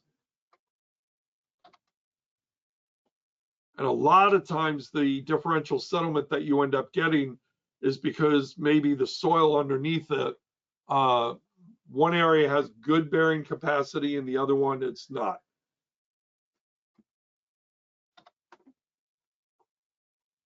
So some of the problems that you're going to see, leakage, the floors might be sloped or uneven, utility lines, sometimes they could break or become stressed.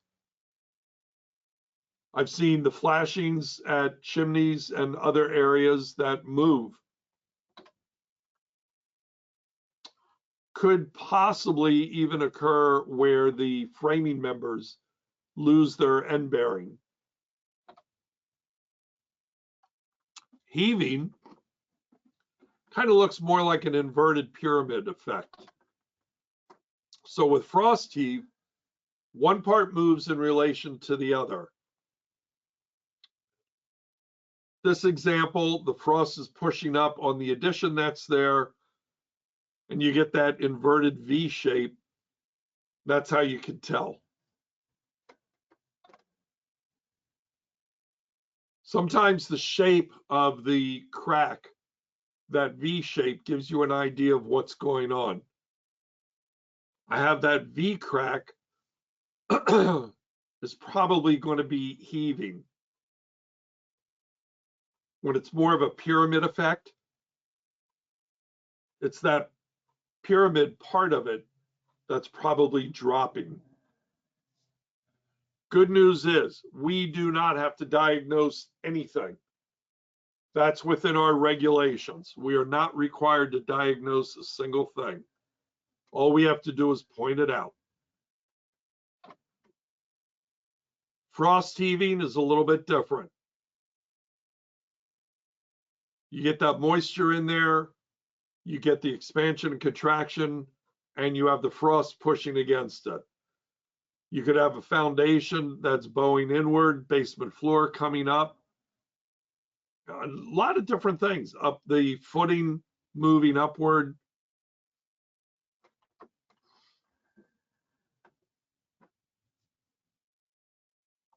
Give you an idea of different sources of where some of that heaving could come from. Could be the frost or the frost line below the house.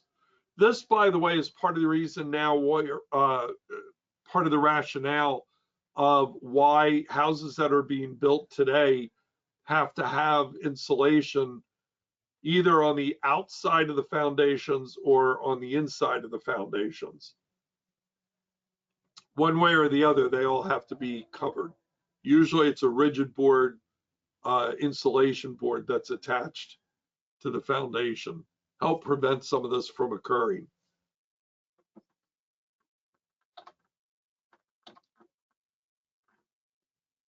Ad freezing is where you've got the ground beside the foundation and you get these ice lenses attaching itself to the foundation. As the ground heaves, picks up the top part of the foundation wall, and it can also pick up the whole house even with it. What you want to do is look for a crack gets larger in the winter. And we're not going to be able to see this so much because we're not there over time, but typically you get a crack bigger in the winter, smaller in the spring and summer because the frost is leaving. Those are the ice lenses that I was talking about. They expand over time. They adhere to the foundation and they lift part of it.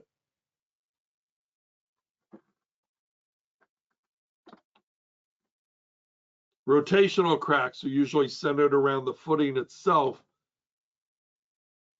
such that you've got that V shape.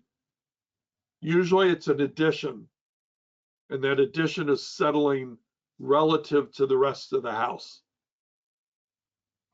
More commonly, you're going to see that where you have maybe like a column supporting that roof, and it looks like it's punching through possibly the ground, through the slab underneath it.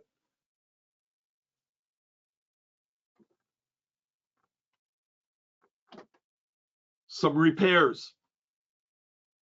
Some of the types of corrective action that can be done: mud jacking, underpinning, adding piles in. They actually have foundation irrigation systems. You can always remove and replace the footings or the foundations. Then they can also put in rods and cables. Now there's also some other ones that hopefully I'm going to try to hit for you.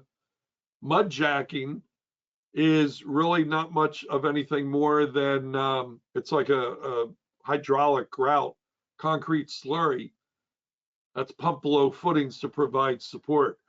The cool thing with this, I saw a demonstration of mud jacking for a a sidewalk where one part of the sidewalk had dropped and shifted relative to the one adjacent to it. And really all it was, they have drilled a hole through the concrete slab, different when you do it here for a foundation, but drilled a hole through it, and it actually lifted the concrete slab back into position. Without exaggeration, it was less than 30 seconds and it was right back to where it should have been. Now, in this case, with mud jacking, you usually have some kind of a problem where maybe the soil is undermined and now there's nothing holding the foundation. So they pump this concrete slurry in down underneath it with the hopes that it'll lift it. Number one, lift it back into position, and number two, provide support back down to the solid soil. Underpinning is slightly different. Sometimes the footings can be widened, and sometimes with underpinning they use helical anchors, helical screws. They turn into the ground below the footings. They get attached to the footings at various locations. And it looks just like this. Imagine, if you would, a car jack. You know, you get a flat tire, you take the jack out of the trunk, and you jack the car up to change the tire. Well, this is sort of the same thing. Depending on where they have to do it, they can put it in the same way.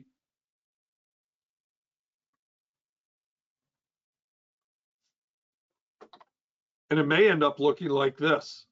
You may actually see something like this when you're out there doing an inspection. Another type of underpinning is various concrete pours. You may have a foundation that's undermined. There's a void underneath it. And they'll just do pours at different time intervals to try to stabilize the foundation. Piles could be driven to solid soil to help support things. Looks a little bit like this. Now, this is not necessarily going to lift it back into position. It's just going to stabilize it.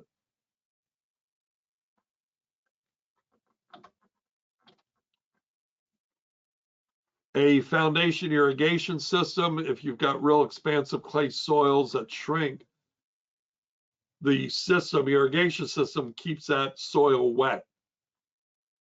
That way the soil doesn't change volume and the house won't move up and down as easily. And even that one, though, is even more preventative than it is corrective.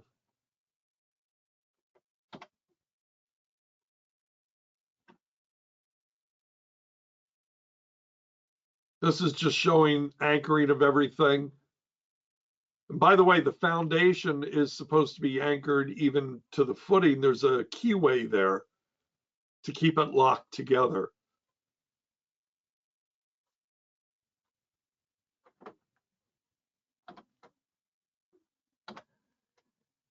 You've ever seen these rods that can be put in, stabilize the whole thing. They may run these rods or cables that go right through the house, and you'll have plates on the exterior. They may use steel beams, they may use channels. There's different ways of doing this. The plates that you're looking at on the two sides of the house here, this is exaggerated, of course. But what they're trying to show, you've got these steel rods that are threaded and they go all the way through to the outside. What you're probably going to end up seeing is more likely something like this. Star plates. These help keep the walls stable as well.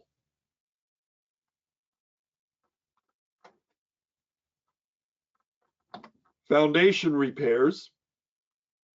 A few different types. You have buttresses, you've got pilasters.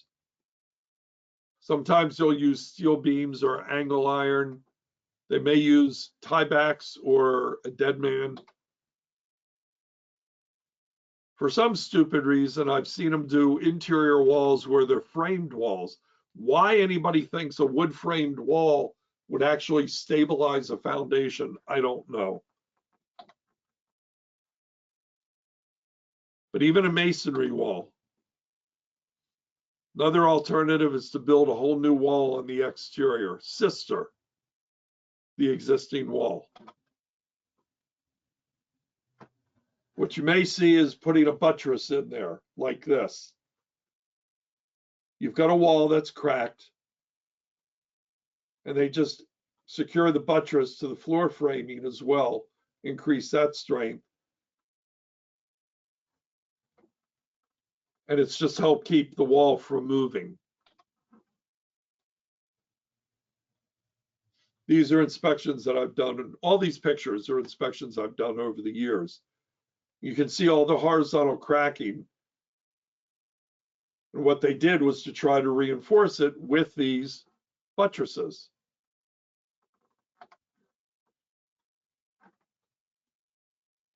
If they don't go through the floor, it's also not going to do a whole lot of good. Another way of doing it is to add a pilaster. Again, I'm going to tell you, if these pilasters are not filled, if they're nothing but a hollow core, like a CMU, it's not going to do any good. The pilaster is going to crack right along with it. This was somebody's attempt. How do you know that this is added after the house is built? Because nobody in their right mind runs the waistline through the block.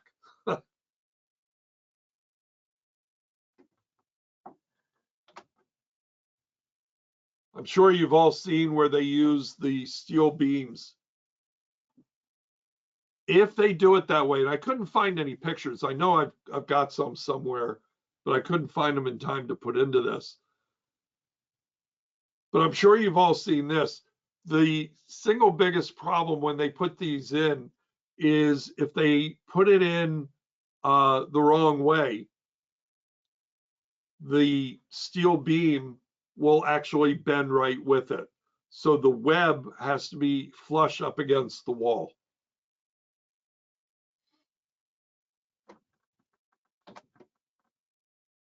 They can also use tiebacks. What they do is run a plate through there from the outside, steel rod, and they try to pull the wall back into position and stabilize it.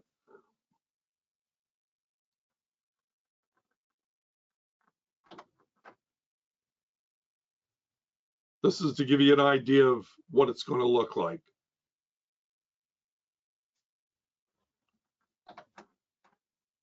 This is one that was done.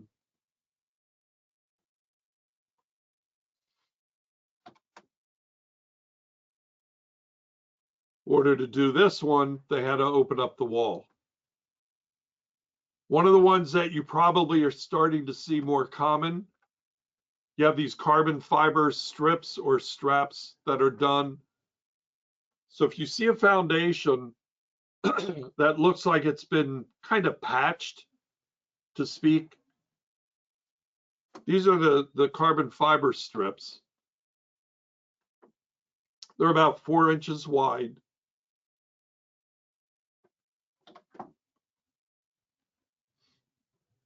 And they put these on, they space them out. What I found, another one online, it's called the Reinforcer. Here's their site. You can get their installation book from them. It's a PDF. I think you have to register with them just to get a password or something. But it's a pretty good guide. I'm going to try something with you we've got a couple of minutes, and I'm going to try something real fast here, see if this works. Give you an idea of how these systems work. So give me one moment here, see if this will work for me. Neil, can you see this? Yes, Okay, let me see if it works. and it's working. We understand that of all the things you could spend money on, repairing your basement walls probably isn't your first choice. But if your walls are moving and cracking, stopping that problem is one of the best investments you can make. At Fortress, we are here to make sure you can make that investment with confidence. In fact, we're so confident that we offer a lifetime warranty, the best warranty on the market. Beyond that, the Fortress InvisiBeam system is the only ICC certified product on the market. The ICC certification shows that the product has been through accredited testing and proven effective, therefore allowing your basement repair to pass every building code inspection. Your home is your single greatest investment. When repairs are needed, you want them done correctly. ICC is your assurance that you're doing that, while also showing future home buyers, inspectors, and appraisers that your foundation is solid for years to come. That's the confidence that only comes from Fortress, and that's the confidence you should have with your home's foundation. So you might be wondering how this works. The Fortress InvisiBeam system is being recommended to you by one of our certified contractors to solve a very specific set of problems. Your basement is showing signs of wall movement caused by external soil pressure. This movement, if not addressed, can lead to cracking and eventually significant structural problems. There are three ways in which external soil pressure affects your walls: bowing from the middle, shear at the bottom, and tipping at the top. All three problems can cause your wall to fail and need to be addressed before the wall no longer supports your home. The good news is that all three types of movement are addressed with the Fortress InvisiBeam system. Let's unpack each problem a bit further and show you how we're going to solve it. First, we need to stop the bowing. Bowing will get worse over time, and if not fixed, the degree of bowing will get to a point where the wall will need replacing. A cracked and bowing basement is repaired using the InvisiBeam carbon Kevlar strap, which keeps the wall from further bowing. Fortress has the strongest strap and system available. Per square inch, Fortress carbon is 4 times stronger than strap to the wall is also important. The Fortress strap uses our epoxy rivet technology, ERT, which forms a two-part adhesive bond that acts like 8,000 mechanical rivets, ensuring that your wall is both chemically bonded as well as mechanically bonded. Once installed, the InvisiBeam system actually makes your wall stronger than the original. Once the bowing is addressed, the next area of concern is preventing the wall from tipping. If the wall is pushed in, it will no longer support the weight of the house. Securing the top of the wall to the frame of the house so tipping won't occur is extremely important, and the InvisiBeam top anchor achieves this. Our top anchor is mechanically fastened to the rim joist to engage with the building's floor system, providing a stronger, more durable anchor. Fortress has the only top anchor that utilizes post-tensioning technology. By tensioning the top anchor to the frame of the home, you are eliminating any future movement. There's still a weakening that needs to be addressed. The external soil pressures will continue to push on the wall. With the wall strengthened at the middle and the top, the forces will work on the bottom of the wall. To keep the bottom of the wall attached to the footer, it is vital to anchor the carbon strap system to the floor. Fortress has a solution: our bottom anchor. The forces pushing against the bottom of the wall are tremendous. Because preventing shear requires strength, we made our bottom anchor over 5 requires strength. We made 125 times stiffer than the competition. We use a dual leg solution with specific contact links engineered to achieve a 200% safety factor. Our bottom plate anchor is hands down the best in the industry. On behalf of our team and our certified installers, we thank you for your interest in having the Fortress InvisiBeam system installed in your home. We're here to do more than simply install a system. We are to provide you confidence in your home for today and years to come.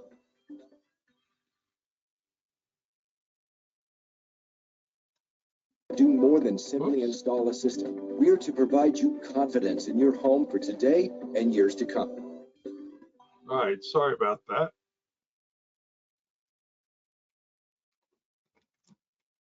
Okay, I am finished unless anybody has any questions. I just thought this would be maybe a whoops, sorry Fortress about that. Hold Stabilization on. Systems, ICC top anchor installation procedure.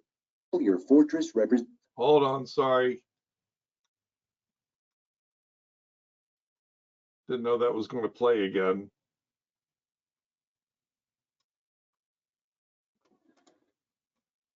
All right, there we go. Anybody have any questions?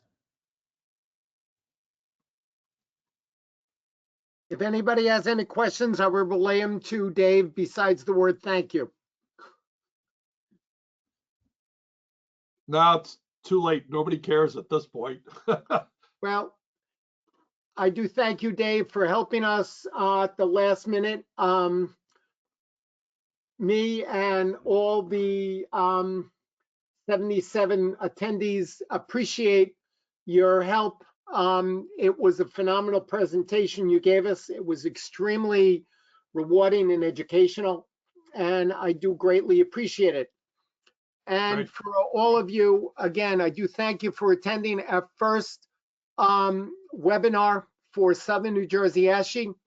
This is the first of the 4 that we'll have. We will see you next Wednesday night for the second 4, which will be on ethics, which is considered part of the 4 or total 8 mandatory that is needed for your license. Don't forget your license will expire in the spring of 2021, less than 1 year away. So again, we do thank everybody for attending tonight's meeting. Make sure that you have registered. You now know how to access this site for next Wednesday. And it was a pleasure helping everybody, and good night. All right, everybody have a good night. Stay safe. Hope everybody is doing well, does well. And everybody have a safe drive home. Bad joke, sorry. All right, good night. Good night, everybody.